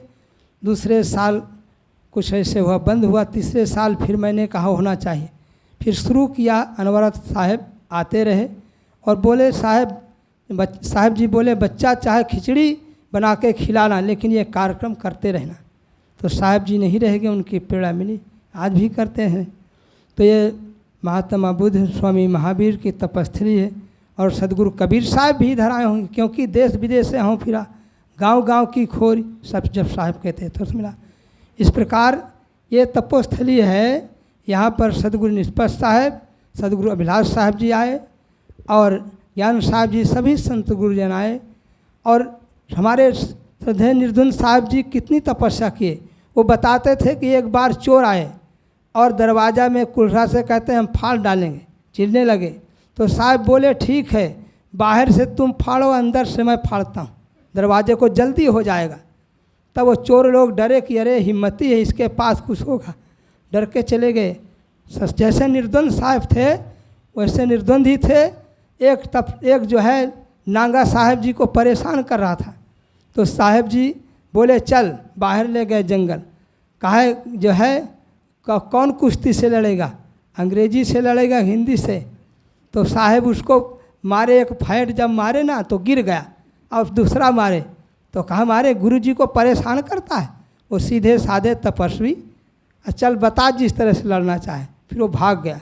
इस प्रकार से साहब थे, वहाँ भी बहुत सेवा किए और इस क्षेत्र को जगाए। छोटे छोटे बच्चों को कंठी माला देकर जो कुरीतियाँ थी, गलत खान पान था, बहुत सुधार किए। अंत में हमारे पहले भंडारी साहब थे, फिर विकास साहब जी ऐसे संत मिल गए कि उनके साथ रहकर विकास का कार्य किए। आज और अपने गुरु के आगे चार चांद लगा दिए। ऐसे होना चाहिए। जैसे गृहस्थी में पूत सपूत कपूत होते हैं, इसी प्रकार संतों में भी होते तीन तरह के। कोई तो बिगाड़ डालता है, कोई बराबर रखता है, कोई बढ़ा देता है। तो बढ़ाने वाले हमारे संत श्री विकास साहब जी हैं और साथ में राम साहब जी मिल गए और हमारे संत सब मिलकर इसका विकास कर रहे हैं। और सदगुरु अभिलाष साहब जी के तो श्रद्धांजलि दिवस है और उनको तो बहुत कुछ कितना बताएं, लेकिन हाँ थोड़ा जो है सदगुरु अभिलाष साहब साधक काल की अवस्था में हमारे गुरुदेव जी के आश्रम में बुलाता जाता आते थे। पहले से ही प्रवीण थे साहब। और वहाँ आर्य समाजियों का टक्कर हुआ, शास्त्रार्थ हुआ, साहब जी को बुलाया गया। एक भरतपुर राजस्थान से विद्वान संत थे, 14 भाषाओं के ज्ञाता नारायण साहब, उनको बुलाया गया। और साथ जानते हो आर्य समाजियों में विद्वान होते हैं, पढ़े लिखे बहुत। तो आए, फिर सदगुरु अभिलाष साहब जी के प्रवचन से काफ़ी सांत्वना मिली। और वो भी बोले नारायण साहब कि जिस भाषा में जिसको शास्त्रार्थ करना हो कर लीजिए। तो वो विद्वान जो सब अंत में परास्त हो गए और नतमस्तक हुए। तो समय समय से सदगुरु अभिलाष साहब जी हमारे साहब के साथ आए, साथ दिए और कुंभ मेला में भी रहे। अंतिम में साहब बोले कि योगेंद्र साहब से जब इलाहाबाद गए 85 में, तो बोले 89 में कार्यक्रम है, अब मैं तो रहूँ ना रहूँ, लेकिन मेरे संतों को लेकर के आप लोग चलिएगा। और साहब जान गए थे कि अब कौन आगे चलने वाला है। तो फिर योगेंद्र साहब को बोले हमारे इनको भी साथ लेकर साथ में लगाइए। फिर अपनी हमारी जगह और साहब की और नई जगह मिलाकर 89 में कुंभ मेला हुआ, वहाँ यहीं प्रयागराज का। इसके बाद हरिद्वार में हुआ, वहाँ भी साथ लगाए 2 बार। इस सदगुरु अभिलाष साहब जी के द्वारा बहुत प्रेरणा मिली। जब से उनके दर्शन चकबसवा में पहले 80 में हुए, वहीं से प्रेरणा मिली उनकी। मैं कौन पुस्तक पढ़ा, ब्रह्मचर्य जीवन, और उसको पढ़कर मैं घर ही में रह कर के संध्या पाठ और बैराग शतक, न्यायनामा, जड़ चेतन भेद प्रकाश, घर ही में रहकर जानवर चराने जाऊं तब भी याद करता था। 75 भजन याद किया। सदगुरु साहब बोले रोज़ 5-5 सुनाया करता था। इस प्रकार के ऐसे संत गुरुजनों की प्रेरणा से ही मिला। सदगुरु अभिलाष साहब विद्वान भी थे, त्यागी भी थे और उदार भी थे। साहब जी जब मैं ले गया अपने गुरुजी के भक्त के यहाँ हैदरगंज फैजाबाद में, तो वहाँ सब संतों को फिर जब विदाई हुई तो साहब जाने लगे। तो राम साहब जी से या किसी संत से बोले और पैसा देने लगे मुझे। नहीं, मैं बोला साहब आपका आशीर्वाद नहीं लूँगा। नहीं लीजिए। साहब ले दे दिए। और खागा में भी पूछते थे बच्चा कैसे चलता है। मैं बोला साहब पूरा हो जाता है। उनका ये था, पूछते थे कि होता है कि नहीं होता और सहयोग करें, उनका ऐसी उदारता थी। मैंने कहा नहीं साहब भक्त लोग साथ देते, हो जाता है, आपका आशीर्वाद भी बहुत है। इस प्रकार के अंतिम में उनके दर्शन हुए। जब मैं भ्रमण करते हुए सदगुरु प्रेम साहब के, श्री रामलाल साहब के दर्शन किए और उधर अयोध्या में आए और सदगुरु रामसूरत साहब के दर्शन करते हुए जब इलाहाबाद आया तो सदगुरु अभिलाष साहब के दर्शन किया। जब दो दिन रहकर जाने लगा, बोला बच्चा और रुको, ऐसी भावना से बोले बच्चा और रुको। मैं बोला साहब अब 15 दिन बाद फिर अधिवेशन में आना है, तो एक कार्यक्रम कुसुम्भी में वहीं जा रहा हूँ। तो क्या अच्छा जाओ भाई। तो फिर वहाँ चला आया। दूसरे दिन ही फ़ोन गया कि साहब का सिद्धांत हो गया। फिर राजा साहब रोने लगे और मैं भी रोने लगा, क्योंकि साहब सबको अपना शिष्यवत व्यवहार करते थे। उनके अंदर यही नहीं था कि मेरा चेला है, जिसमें श्रद्धा भावना देखते थे, उनके सब के प्रति वो भाव ऐसा रखते थे। तो जब सुने साहब का शरीरांत का, तो उपलक्ष्य में कि आत्मलीन हो गए, तो आए। फिर इतनी भीड़ देखो, इतनी अपार भीड़ थी। इस प्रकार साहब जी के जीवनी से बहुत प्रेरणा मिलती है। अब पूरा विस्तार से जीवन दर्पण में पढ़िएगा। जो नहीं दर्शन किए तो नाम रूप लीला धाम 4 से ज्ञान होता है। नाम सुने हो, उनका जीवन तेज सुने हो, या उनका आश्रम देखे हो, स्वयं दर्शन किए हो। जिस प्रकार से जिसको लाभ मिलेगा वो अपना लाभ लेते रहें। आज नहीं है तभी उनके सदग्रंथों से प्रेरणा मिलती रहेगी और हमारा जीवन निर्मल रह बनेगा। इसी वाणी के साथ हम संत श्री विकास साहब जी को, संत श्री राम साहब जी को, यहाँ के सभी संतों को धन्यवाद देते हैं कि इस प्रकार से इस आश्रम का विकास किए और विकास करते रहें। ऐसे अनवरत ध्यान शिविर और जयंती मनाते रहेंगे तो हमसे भी जो होगा यथायोग जिस प्रकार से सेवा करते रहेंगे। हमें खुशी है कि हमारा ये आश्रम विकास की ओर है। और मैं भी जो है, जो अब उस तरह योग संत नहीं रह गए, तो अब किसी तरह बूढ़े बाढ़ों को रखकर बैरी चकबसवा झुआ देखता हूँ। ये खुद सैनी देखते हैं, लेकिन मुझे कि कहते रहते हैं कि साहब ही हमारा यहाँ भी देखते हैं। इनकी उदारता है, श्रद्धा है। ठीक है, आप लोग चलाते हैं तो मैं तो निमित्त मात्र हूँ, ऐसे तैसे संभाल रहा हूँ। आगे देखा जाएगा, नहीं रहेंगे तो विकास साहब, राम साहब तो है ये हैं, ये यहाँ वहाँ सब देखेंगे। इस प्रकार से हमें इनके प्रति आशा है। बोलिए सद्गुरुदेव की जय। शांत में साहब को श्रद्धांजलि समर्पित करते हुए वाणी का विराम। साहब सद्गुरु अभिलाष साहेब की जय। मंचासीन परम पूज्य श्री साहेब जी, परम पूज्य श्रद्धेय संत श्री शंकर साहेब जी, संत श्री ध्यान साहेब जी, संत श्री धीरज साहेब जी, सभी संतों और सभी भक्तों के साथ साथ सभी माताओं बहनों को नमन करते हुए थोड़ी सी कुछ बातें मैं कहने का प्रयास करता हूँ। सद्गुरु अभिलाष साहेब जी एक युग पुरुष संत थे। उन्होंने जो काम किया है इस शरीर को पा करके, वो इस युग में अद्वितीय हैं। सद्गुरु कबीर ने जैसे कहा था कि चादर को बहुत लोगों ने ओढ़ा, लेकिन सब ने दाग लगा दिया, किंतु मैंने ऐसे ओढ़ा कि ज्यों की त्यों उसको रख दिया। ये घटना सद्गुरु कबीर साहब में तो घटी ही है, वर्तमान में इधर सद्गुरु श्री अभिलाष साहब जी के जीवन में देखने को मिला। उन्होंने एक बार कहा था, कई बार कहे होंगे, लेकिन मेरे से एक बार कह रहे थे कि मैंने ऐसा जीवन में कोई काम नहीं किया कि जिससे मुझे पछताना पड़ा हो। ये एक बहुत बड़ी बात है। पछताना ना पड़े एक बहुत सावधान अंतःकरण की बात है।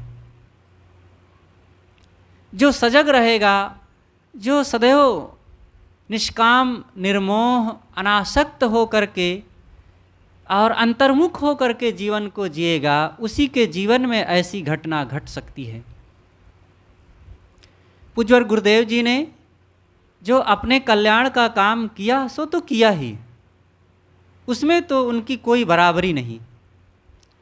और उन्होंने शुरू से ऐसा विचार, ऐसा दिल दिमाग, ऐसी प्रतिभा पाया था कि गृह त्याग करने के थोड़े दिन बाद से ही वे पुराने पुराने योग्य संतों के भी आदरणीय हो गए थे।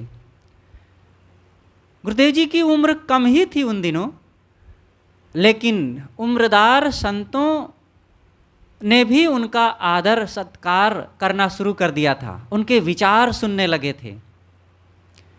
और थोड़े दिनों में अभ्यास के बल पर गुरुदेव जी ने सदगुरु कबीर साहब जी के विचार, सिद्धांत और बीजक पर जो वक्तव्य देना शुरू कर दिए थे कि वो साहब को बड़ा आकर्षित करती थी। साहब के विचार इतने सघन चलते रहे जीवन भर, वे कहीं एक जगह बैठे नहीं, इतने प्रतिभावान थे, इतने योग्य थे और चारों तरफ से उनके लिए तो रिद्धि सिद्धि बरसती थी, लेकिन साहब को त्यागते हुए वे भ्रमण करते रहे। वे सदैव सदगुरु कबीर, बुद्ध तथा महावीर का आदर्श रखते थे। कई बार लोग कहते थे साहब थोड़ा सा ज़्यादा आश्रम में रुका करें, आप बाहर बड़ी परेशानियां होती हैं यात्राओं में, आश्रम में ज़्यादा रुकें तो अच्छा रहेगा। गुरुदेव जी ने कहा कि मेरे लिए तो आज बहुत कुछ सुविधाएं हैं, सड़क हैं, गाड़ियां हैं और आश्रम भी है, वर्तमान की नई आधुनिक सुविधाएं भी आ गई हैं। मैं जब विचार करता हूँ तथागत बुद्ध के बारे में, सदगुरु कबीर साहब के बारे में, तब उनके श्रम, उनकी तपस्या, उनके परिश्रम पर आश्चर्य लगता है। फिर मैं क्यों बैठ जाऊँ सुविधाओं में चिपक करके। और गुरुदेव जी वैसे ही जीवन जिए, यात्राएं उनकी बराबर चलती रही और उन यात्राओं में भी वे लिखते पढ़ते, लोगों से वैसे उदारता सरलता से मिलते और प्रवचन करते रहे। वे अपने समय का एक एक मिनट का बहुत अच्छे ढंग से उपयोग करते थे। कई बार यात्राओं में जब रहते थे, सुबह 6 बजे चल देना होता था। एक स्थान से दूसरे स्थान जाना हो तो सुबह लगभग 6 बजे तक तो चल ही देते थे। कभी थोड़ा पहले चल देते थे, कभी थोड़ा बाद में चलते थे। कदाचित कभी गाड़ी आने में लेट हो रही हो और तैयार हो गए हैं, 6 बज चुके हैं, तो तुरंत मुझसे कहते थे राम मेरा प्रूफ लाओ और थोड़ा पढ़ना है। मतलब पुस्तकों का जो काम हुआ करता था, प्रूफ रीडिंग करना या और कुछ काम करना, तो अगर 15 मिनट 10 मिनट का भी टाइम है तो तुरंत अपना फाइल मंगवाते थे और फिर पढ़ना शुरू कर देते थे। इसी तरह यात्रा में रहते थे, जब जो 4 व्हीलर गाड़ी होती थी उसमें तो नहीं पढ़ पाते थे क्योंकि उसमें सिर भारी हो जाता है, कोई किसी को नहीं पढ़ना चाहिए सड़क पर चलते हुए गाड़ी में बैठ करके। लेकिन ट्रेन में वे पढ़ते थे। ट्रेन में कोई भी पुस्तक अपनी झोली में रखते थे और जब आराम से बैठें तो 1 घंटा 2 घंटा 3 घंटा जितना उनका मन होता था वो पढ़ते रहते थे। साहब ने अपने आप का जो इस तरीके से समय का मैनेजमेंट किया ही, आश्रम का बहुत बढ़िया मैनेजमेंट किया। इलाहाबाद में संतों की जो व्यवस्था है, आज 4, 5, 6 हज़ार 8 हज़ार लोगों का भोजन अधिवेशन में बनता है और एक समय में टाइम से फिक्स तैयार, और जैसे ही 12 बजे सत्संग समाप्त सब पहुँचे भोजन करें। तो ये व्यवस्था किसने दिया है? किसी के घर में हम लोग देखते हैं कि अरे हमारे लोगों के यहाँ 10 लोग 20 लोग आ गए मेहमान, छोटा सा कार्यक्रम है तो 12 बजे भोजन होना चाहिए तो 3 बज जाता है और वहाँ 8-10 हज़ार लोगों के भोजन का एक निश्चित टाइम पर 12 बजे भोजन हो जाता है। तो ये एक व्यवस्था है। उन्होंने कपड़ा पहनने की व्यवस्था दिया, कैसे साधु को कपड़े पहनना चाहिए, सफाई स्वच्छता की, मेल मिलाप प्रेम एकता की, वैचारिक जिंदगी हमारी कैसी होनी चाहिए। समाज में सदगुरु कबीर साहब आज से 550 साल पहले जो समतावाद का विचार रखा था, कोई ऊंच नहीं, कोई नीच नहीं, कोई छोटा नहीं, कोई बड़ा नहीं, वो विचार सदगुरु कबीर ने डाल दिया और उसको खूब डंके की चोट पर समाज में कहते रहे। लेकिन बाद में कुछ ऐसी संतों की विवशता आती रही या उनकी हिम्मत नहीं हो पाता था, ये चीज़ को नहीं पूरी तरह से लागू कर पाए थे। किसी भी बड़े बड़े आश्रमों पर जब हम देखते हैं, उसकी चर्चाएं सुनते हैं, तो पता चलता है कि वहाँ पर भी ऊंच नीच की भावनाएं बरकरार थी। अभी इधर 50 साल पहले तक सदगुरु अभिलाष साहेब जी जब आए, गृह त्याग के थोड़े दिन बाद से ही बड़हरा में इन चीज़ों का विरोध करने लग गए। तो बड़े गुरु जी ने कहा कभी कि इन लोगों को ऐसे जब ढीठ बनाओगे, आगे बढ़ाओगे आश्रम में घुसने के लिए, तो ये बराबरी करने लग जाएंगे। तब गुरुदेव जी कहते कि साहब, आखिर हम भी इन्हीं के समान जब होते, इनकी जगह पर भगत होते, तो हम क्या चाहते?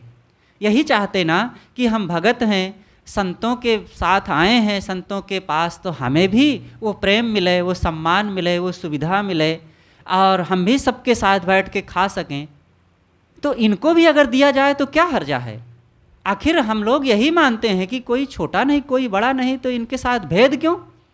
तो साहब चुप हो जाएं। लेकिन सामाजिक कुछ ऐसी व्यवस्थाएं रही कि साहब वहाँ खुल करके नहीं ये व्यवहार कर पाए। लेकिन जब कबीर पारक संस्थान इलाहाबाद में बना, तो यहाँ पर फिर स्वतंत्र होकर के पूरी तरह से साहब ने सब को छांट दिया और बोर्ड भी लगवा दिया, पत्थर, कबीर नगर में तो पत्थर लिखवा दिया कि यहाँ कोई प्रांतीय भावना न रखे, जाति पात की भावना न रखे, और यहाँ पर कोई राजनीतिक चर्चा ना करे, साधक यहाँ केवल रहें, साधना की बातें करें, और दुनियादारी प्रपंच की ये जगह नहीं है, ये संतों की साधना की जगह है। और आज वही चल रहा है। साहब ने जो साहित्य दिया है, सदगुरु कबीर ने तो बीज दिया है, सिद्धांत दिया है, सूत्र दिया है, लेकिन जो व्यवहारिक रूप उज्ज्वल गुरुदेव सदगुरु श्री अभिलाष साहेब जी ने दिया है, वर्तमान में साहित्य को पाठ दिया, साहित्य से समाज को, और सामान्य अनपढ़ जैसे लोग भी, गांव में रहने वाली माताएं बहनें भी उनके विचारों को पढ़ करके कबीर पंथ को अच्छी तरह से समझ सकते हैं कि कबीर पंथ होता क्या चीज़ है, यहाँ माना क्या जाता है। तो इस प्रकार से उनकी बहुत बातें हैं। उन्होंने नारियों को भी वो स्थान दिया। सदगुरु कबीर ने तो कहा था कि को पुरुषा को नारी, उन्होंने सबको, नारी और पुरुष सबके लिए बराबर स्थान दिया है। लेकिन साधक ज़्यादा पुरुष होते रहे, सदगुरु कबीर भी पुरुष थे, और नारियों की तरफ मन जाता है पुरुषों का, इसलिए उन्होंने नारी का वैराग्य भाव से खंडन भी किया है। लेकिन जहाँ समता की बात, समता की चर्चाएं आई, तो एक दर्जा दिया माँ का, बहन का, बेटी का, और उनको भी कल्याण के स्थान पर रखा कि ये भी साधना करके मन इंद्रियों को संयमित करके आत्म कल्याण का काम कर सकती हैं, इसी जीवन में वे जीवन मुक्ति लाभ ले सकती हैं। तो इस प्रकार से नारियों के लिए साहब ने वो स्थान दिया, और फिर आश्रम भी कायम करने की व्यवस्था दी, और उन्हीं की कृपा प्रताप से आज हमारे देश में नारियों के अनेक आश्रम हैं। गुजरात में कई, छत्तीसगढ़ में बहुत हैं, ऐसे और भी अनेक जगहों में, राजस्थान में भी कुछ हैं। ये सब गुरुदेव जी की कृपा से हुआ है। सदगुरु अभिलाष साहेब जी के विचारों को हम थोड़े में यहाँ कैसे कह सकते हैं। उनका जो उदार दिल था, सेवाभावी मन था, और छोटे काम को वे कभी छोटा नहीं समझते थे। वे कहते थे कि किसके मुख में 32 दांत है जो कह सके कि मैं मेहतर नहीं हूँ। जो लोग कहते हैं कि मैं ब्राह्मण हूँ, मैं बहुत ऊंचा हूँ, मैं बड़ा पूज्य हूँ, मैं बहुत श्रेष्ठ हूँ, क्या वे दावा के साथ कह सकते हैं कि मैं भंगी नहीं हूँ? आखिर सुबह उठ करके सबसे पहले वे बड़े बड़े पंक्ति पावन और व्यास गद्दी पर बैठे हुए लोग क्या काम करते हैं? भंगी का ही तो काम करते हैं ना। इसलिए ना कोई छोटा है ना कोई बड़ा है, जो आत्मज्ञान से संपन्न हो वही ब्राह्मण है, और जो देह बुद्धि रख करके चर्म बुद्धि मोह आसक्ति में डूबा रहे, ज्ञान भक्ति सदाचार से दूर रहे, वही चमार है। साहब ने कहा है कि चारों वरन चमार, सब जिसके अंदर वो समतावाद और ज्ञान विचार की बात नहीं, सब चर्म की देह लेकर के ढोने वाले चमार ही हैं। सदगुरु अभिलाष साहेब जी के विचारों को हम उन्हीं के शब्दों में अगर कहें तो उन्हीं की एक साखी में व्यक्त कर सकते हैं कि देह क्षेत्र में कर्म प्रवणता, मन प्रदेश में अचल समाधि, जीवन का साफल्य इसी में जब मानस होवे निर्व्याधि। जब तक हम देह स्तर से व्यवहार करें, काम करें, जीवन जिएं, तो कर्मों की प्रवणता होनी चाहिए। सबको खूब कर्मशील होना चाहिए। अपने घर में रहें, खूब काम करें, ऑफिस में रहें, खेत में रहें, साधु संत हैं कोई, अपने अपने आश्रमों में सब काम स्वयं करें। सफाई का काम हो, भोजन बनाना हो, बर्तन मांजना हो, और जो भी काम हो सब काम करना चाहिए। और गुरुदेव जी ने इसका उदाहरण बन करके दिखाया और अपने संतों को भी वो सिखाया। और मन प्रदेश में अचल समाधि, मानसिक स्तर पर हमारा मन शांत होना चाहिए, सदैव निश्चिंत, निर्भय, विकार रहित, दोष रहित, दुर्गुण रहित, चंचलता रहित और ऊंच नीच की भावनाओं से रहित होकर के अंतर्मुख बन करके आत्मज्ञान की तरफ हमारी मनोवृत्ति बहती हुई होनी चाहिए। मन प्रदेश में अचल समाधि, और इसी में जीवन की सफलता है। तो इस प्रकार से सदगुरु अभिलाष साहेब जी आज से 91 साल पहले बस्ती जिला उत्तर प्रदेश के खानतारा नामक गांव में, जो डुमरियागंज तहसील के पास पड़ता है, माता जगरानी देवी और पिता पंडित दुर्गा प्रसाद शुक्ल के औरस से पैदा हुए। और वहाँ पर 20 साल तक रह करके 21वीं साल की शुरुआत में ही उन्होंने गृह त्याग करके अपने गुरुदेव सदगुरु श्री राम सूरत साहेब जी की शरण में बड़हरा, जो गोंडा जिला में पड़ता है, वहाँ आकर के फिर पूरे जीवन के लिए संतों की शरण में लग करके जो समता, ज्ञान, वैराग्य, त्याग, तपस्या और शांति का बिगुल बजाया, वो अन्यतम है। और उनका ये बिगुल सदा सदा के लिए बजता रहेगा और उनका ये विचार समाज को सदैव प्रेरणा देता रहेगा। अंतिम में ये ध्यान शिविर हमारा संपन्न हुआ 1 सप्ताह का। सभी सज्जनों और देवियों से हमारा यह भी निवेदन है कि आप लोग जो जहाँ हैं अपने अपने घरों में भी ध्यान करते रहें, सद्ग्रंथों को पढ़ते रहें और समय समय से संतों के पास जा कर के उनके सत्संग, ज्ञान, विचार का लाभ लेते हुए जीवन को परमार्थ की ओर आगे बढ़ावें। सदगुरु अभिलाष साहेब जी की जयंती मनाने का यही मतलब है कि हम अपने जीवन में उनके गुण, विचार, स्वभाव, साधना और कल्याण के उन पक्षों को भी आचरित करें। तभी हम किसी महापुरुष के सच्चे अनुयायी हो सकते हैं और उनके ज्ञान विचार को अपने जीवन में पूरी तरह से लाभ ले सकते हैं। सदगुरु श्री अभिलाष देव जी के इस पावन जयंती कार्यक्रम में हम उनके चरणों में सत सत नमन करते हुए सादर श्रद्धांजलि समर्पित करते हैं। साथ ही इस कार्यक्रम के अंत में अपने विचार रखने के लिए हम परम पूज्य श्रद्धेय श्री साहेब जी से निवेदन करते हैं कि आप अपने सुंदर विचारों से हम सबको लाभान्वित करने की कृपा करें।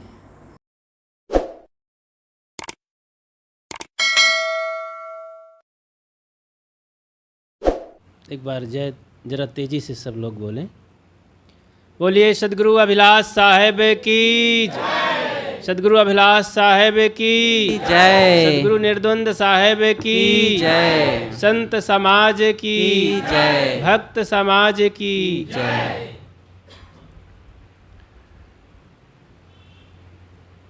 मंच पर विराजमान पूज्य संत श्री शंकर साहेब जी, पूजनीय संत समाज, भक्त समाज, माँ बहनों, इस साप्ताहिक ध्यान शिविर के आयोजन में हमारे 2 पर्व भी पड़ते हैं। एक राष्ट्रीय पर्व 15 अगस्त और अंतिम में एक महापर्व हमारा है सदगुरु अभिलाष साहेब की जयंती। तो इस जयंती को हृदयांगम करके, श्रद्धांजलि करके, याद करके इस सत्संग ध्यान शिविर को यहीं से समाप्त किया जाता है। 2 वर्षों से ध्यान शिविर का आयोजन आरंभ हुआ।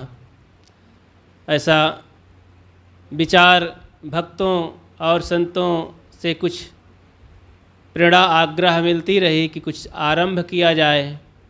हिम्मत तो नहीं पड़ रही थी, क्योंकि एक सब काम बड़े काम हैं।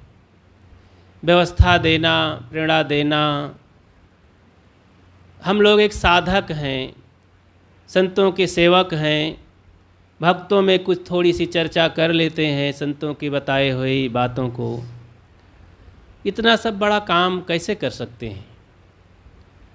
लेकिन कुछ भक्तों संतों की हिम्मत से मन हुआ कि कुछ सेवा किया जाए। आश्रम है तो भक्त लोग आते रहें। मासिक सत्संग तो चलता ही है हर महीने 1 तारीख को, लेकिन बीच बीच में पर्व भी है, तो इसको भी निपटाया जाए। तो पिछले साल से आरंभ हुआ। पिछले वर्ष भी सबको बहुत अच्छा लगा। भक्तों को, संतों को, बहन बेटियों को भी ध्यान करने का एक नई प्रेरणा, नई सीख। ये सौभाग्य सबको नहीं मिल पाता है शिविरों में जाने का। अपने अपने घर गृहस्थी के काम में लोग व्यस्त रहते हैं। तो यहाँ सहज रूप से एकांत शांत में छोटी सी व्यवस्था है। कुछ ही लोग आवें, हम सब लोग मिल करके बैठेंगे, कुछ चर्चा करेंगे, शुद्ध सात्विक भोजन करके ध्यान चिंतन करेंगे, इसी का लाभ मिलेगा। तो ऐसा सोचा गया, तो आरंभ हुआ। अब की साल भी ये हुआ। पिछले साल भी 30-35 लोगों के बीच में हुआ ध्यान शिविर। बहुत अच्छा लगा, और लोग भी बीच में आते रहे, जाते रहे। अस्थाई ज़्यादा लोग नहीं रुक पाए थे, लेकिन सबको अच्छा लगता था। हम लोग भी, हमारे संतों में भी खूब रुचि थी। अब की साल और अच्छे ढंग से लगा। लगातार रहने वाले भी रहे। लगभग 35-40 लोगों की सभा रोज़ होती थी। भोजन प्रसाद होता था। टाइम से सब नियमित रूप से लगे रहे, सबका उत्साह रहा। हमारे नागपुर महाराष्ट्र से साधक भक्त लोग आए, वयोवृद्ध लोग, समझदार लोग, बाराबंकी से कुछ बच्चे आए, और भक्तगण यहीं क्षेत्र से आए। स्थान के सभी संत मिलजुल करके सब काम निपटा रहे थे। अच्छा लगा। देखो, साहब जी भी आकर के अंतिम में आग्रह स्वीकार किए। संत श्री शंकर साहब जी, संत श्री धीरज साहब जी, श्री ध्यान साहब जी, तो और शोभा बढ़ गई। तो ध्यान शिविर का, इस वातावरण का लाभ, रहन सहन का, आपके उत्साह का रहा। सद्गुरु अभिलाष साहब जी के ही प्रेरणा से आज उनकी जयंती है। उन्हीं के मार्गदर्शन से हम लोग जी रहे हैं। उन्हीं के बताए हुए नियम कानून और ये साधना का मार्ग, रहनी गहनी जो कुछ भी है, वह उनका आगमन लगभग 5 बार यहाँ हुआ था। तो समय से 2-3 रात भी रुके थे, और अन्य बार सत्संग दे करके, दर्शन दे करके चले भी गए थे। संत समाज आया था, और भी बहुत से संत आते रहे। लगभग पारक सिद्धांत के मूर्धन्य संत आ ही गए थे। अभी भी मन रहता है कि सब आते रहें, इसीलिए तो आश्रम है, और सेवा का अवसर मिलता रहे, भक्त लोग भी आते रहें। आप सबका सहयोग मिल जाता है तो कुछ हो जाता है। अब ध्यान का लाभ कितना मिला, साधक लोग स्वयं जानेंगे, बताएंगे। हम क्या कह सकते हैं। हम लोगों को तो लाभ इसका मिलता रहा। इसी बहाने सबके इस व्यवस्था में हम भी खूब लाभ लेते रहे, बैठते रहे। नहीं, बिना सघन ध्यान की इतना कहाँ बैठ पाते हैं। रोज़ अपना नियमित जो 3-4 घंटा दोनों मीटिंग में होता है वो नियमित चलता रहता है, लेकिन एक प्रशिक्षण दिवस के रूप में और एक बेसिक ध्यान शिविर के रूप में कि सब लोग आएँ, जो कभी नहीं सुने हैं, देखे हैं, बैठे हैं, वो लोग भी आकर बैठें। बैठने का अभ्यास तो बढ़ेगा ही, ज्ञान की बातें सुनने को मिलेगी, टाइम से भोजन, उठना बैठना सोना जागना होगा, कुछ तो लाभ होगा। तो मेरा ख्याल है कि अभी भी अगर लाभ का अनुभव नहीं बता पाएंगे तो ज़िंदगी के किसी कोने में वो ज़रूर उसका फल फूल लगेगा, क्योंकि अच्छे बुरे कोई भी संस्कार हों वो मिट नहीं जाते हैं, कहीं ना कहीं वे फलित होते हैं। तो इस तरह से ध्यान शिविर का ये सिलसिला चलता रहा, सबका सहयोग भी रहा। आज बड़े उत्साह से अंतिम दिवस है, इसमें सद्गुरु अभिलाष साहेब जी का ये जन्म दिवस है। उन्होंने अपना जन्म क्या लिया, यहाँ करोड़ों का जीवन जन्म हो गया, क्योंकि माता पिता तो शरीर का जन्म देते हैं और संत जन पूरे जीवन ही बदल देते हैं, जिंदगी ही बदल जाती है। शरीर को पा करके भजन न किया जाए, साधना न किया जाए तो शरीर तो कुत्ता बिल्ली का भी मिल जाता है, जानवरों का भी मिल जाता है, वो भी खा पी जी लेते हैं, बाल गोपाल पाल लेते हैं, घूम टहल लेते हैं। जब साधना किया जाता है मानव जीवन को पा करके तो ये जीवन सफल होता है, इसे जीवन फिर कहते हैं। तो सद्गुरु अभिलाष साहेब जी अपना जीवन पाए और फिर साधना में लगे, और वो उनकी साधना, उनका त्याग बैराग लाखों लाखों लोगों के लिए जीवन और नव युग और नव जीवन हो गया। सबके जीवन में सुगंधी ला दिया, जीवन सौरभ इकट्ठा हुआ, सभी का जीवन हंसता मुस्कुराता फूल हो गया जो उनकी शरण में आया और उसका रसास्वादन किया। बहुत सारी प्रेरणाएँ उनके जीवन से मिलती थी, उनकी खुली पुस्तक थी उनका जीवन।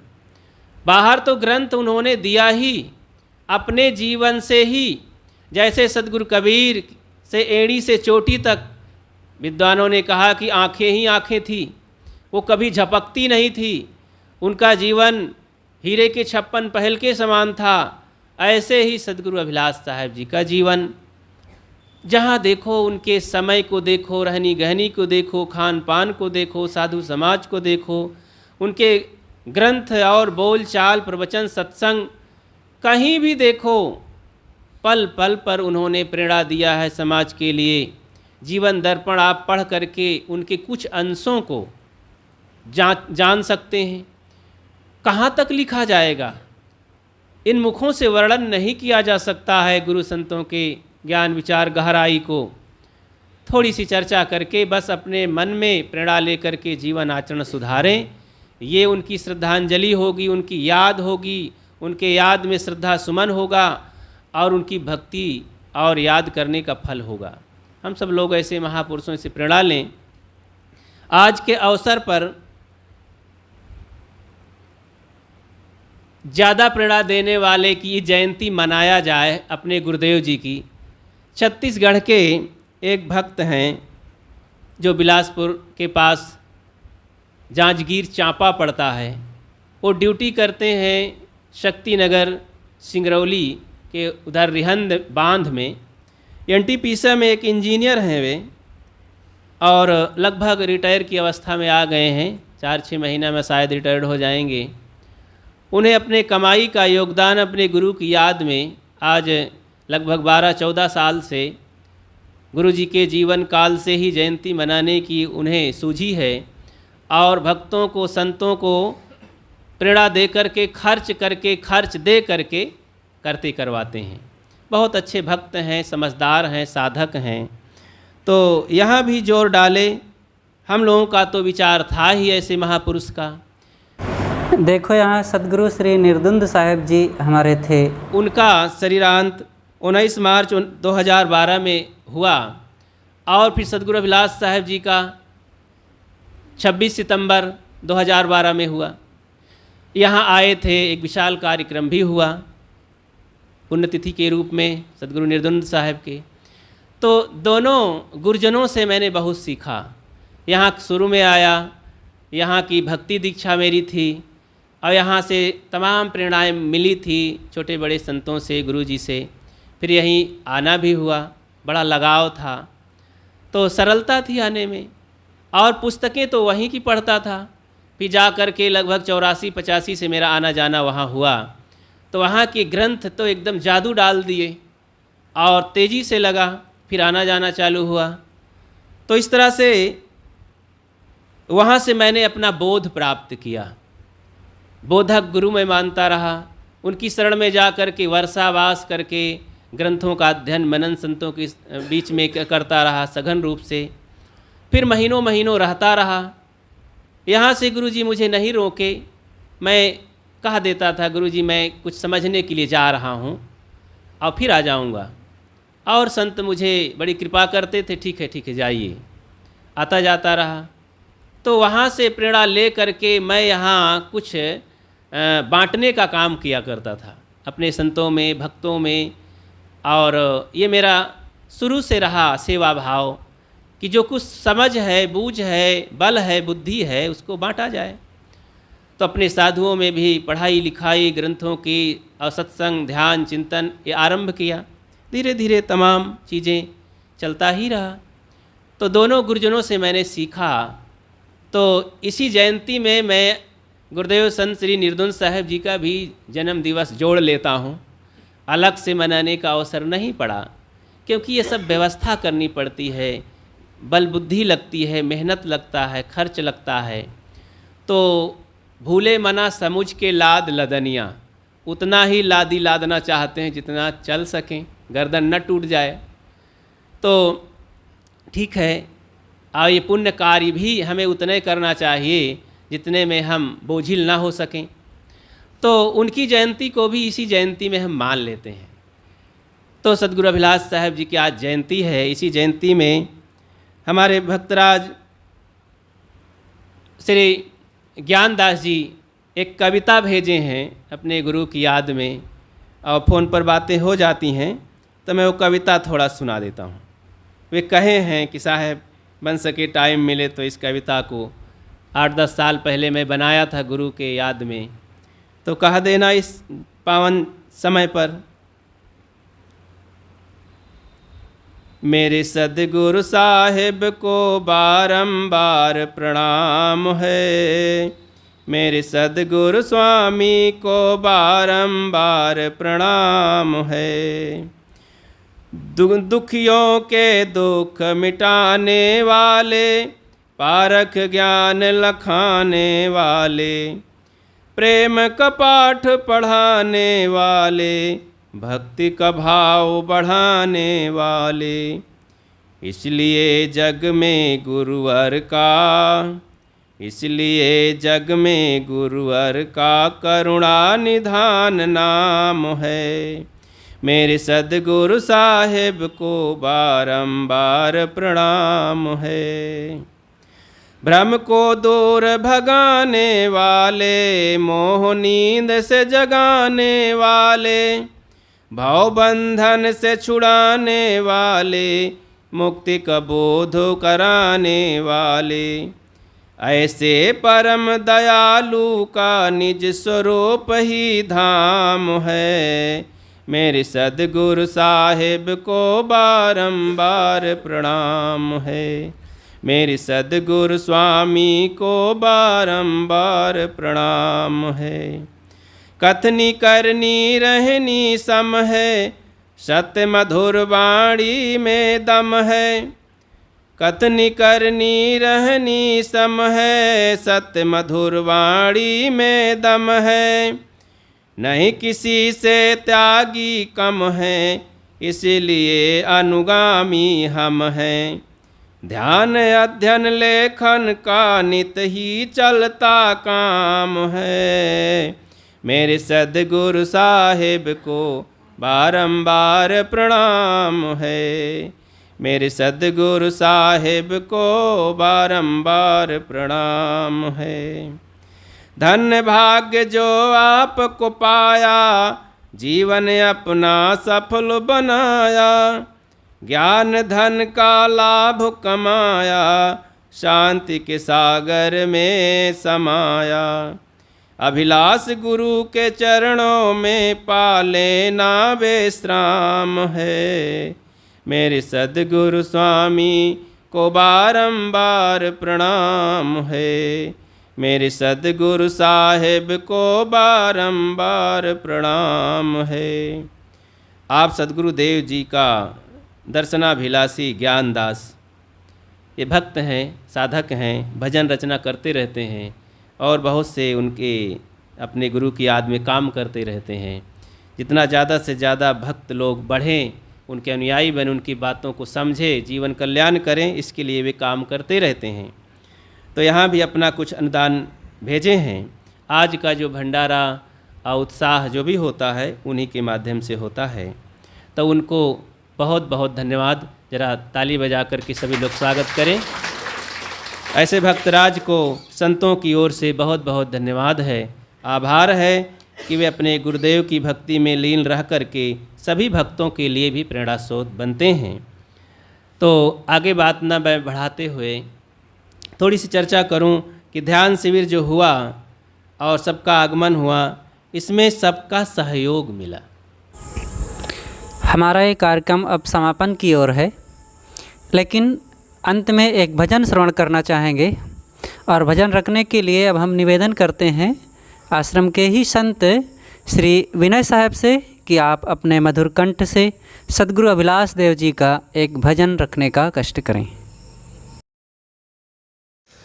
बोलिए सद्गुरुदेव की जय।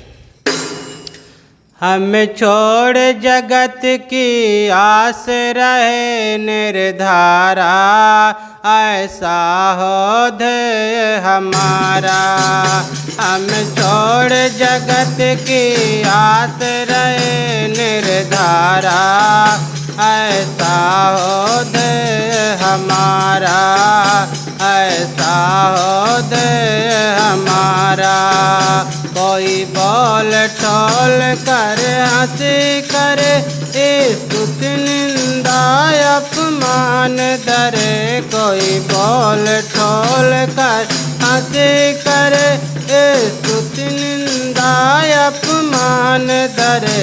हम मोक्ष मार्ग में चले सुलाख संभारा, ऐसा हो दे हमारा। हम छोड़ जगत की आस रहे निर्धारा, ऐसा हो दे हमारा, ऐसा हो दे हमारा। अरे मित्र न कोई मेरा हो, मन स्थिर सांझ सवेरा हो। अरे मित्र न कोई मेरा हो, मन स्थिर सांझ सवेरा हो। एक रस निज पद में शांत रहूं मन पारा, एक रस निज पद में शांत रहूं निज पारा, ऐसा हो दे हमारा। हम छोड़ जगत की आस रहे निर्धारा, ऐसा हो दे हमारा, ऐसा हो दे हमारा। हम छोड़ जगत की आस रहे निर्धारा, ऐसा हो दे हमारा, ऐसा हो दे हमारा। चल विचल भोग मन प्राणी है, निज निज मन वस जग जानी है। चल विचल भोग मन प्राणी है, निज निज मन वस जग जानी है। जग राग त्याग बैराग गहूँ गत भारा, जग राग त्याग वैराग गऊँ गत भारा, ऐसा हो दे हमारा। हम छोड़ जगत की आस रहे निर्धारा, ऐसा हो दे हमारा, ऐसा हो दे हमारा। सुख आसक्ति के तजने में, गुरु पद भक्ति के लगने में, सुख आसक्ति के तजने में, गुरु पद भक्ति के लगने में, नित्य चाव चपट से कहूँ त्याग सुख सारा, नित्य चाव चपट से गहूँ त्याग सुख सारा, ऐसा हो दे हमारा।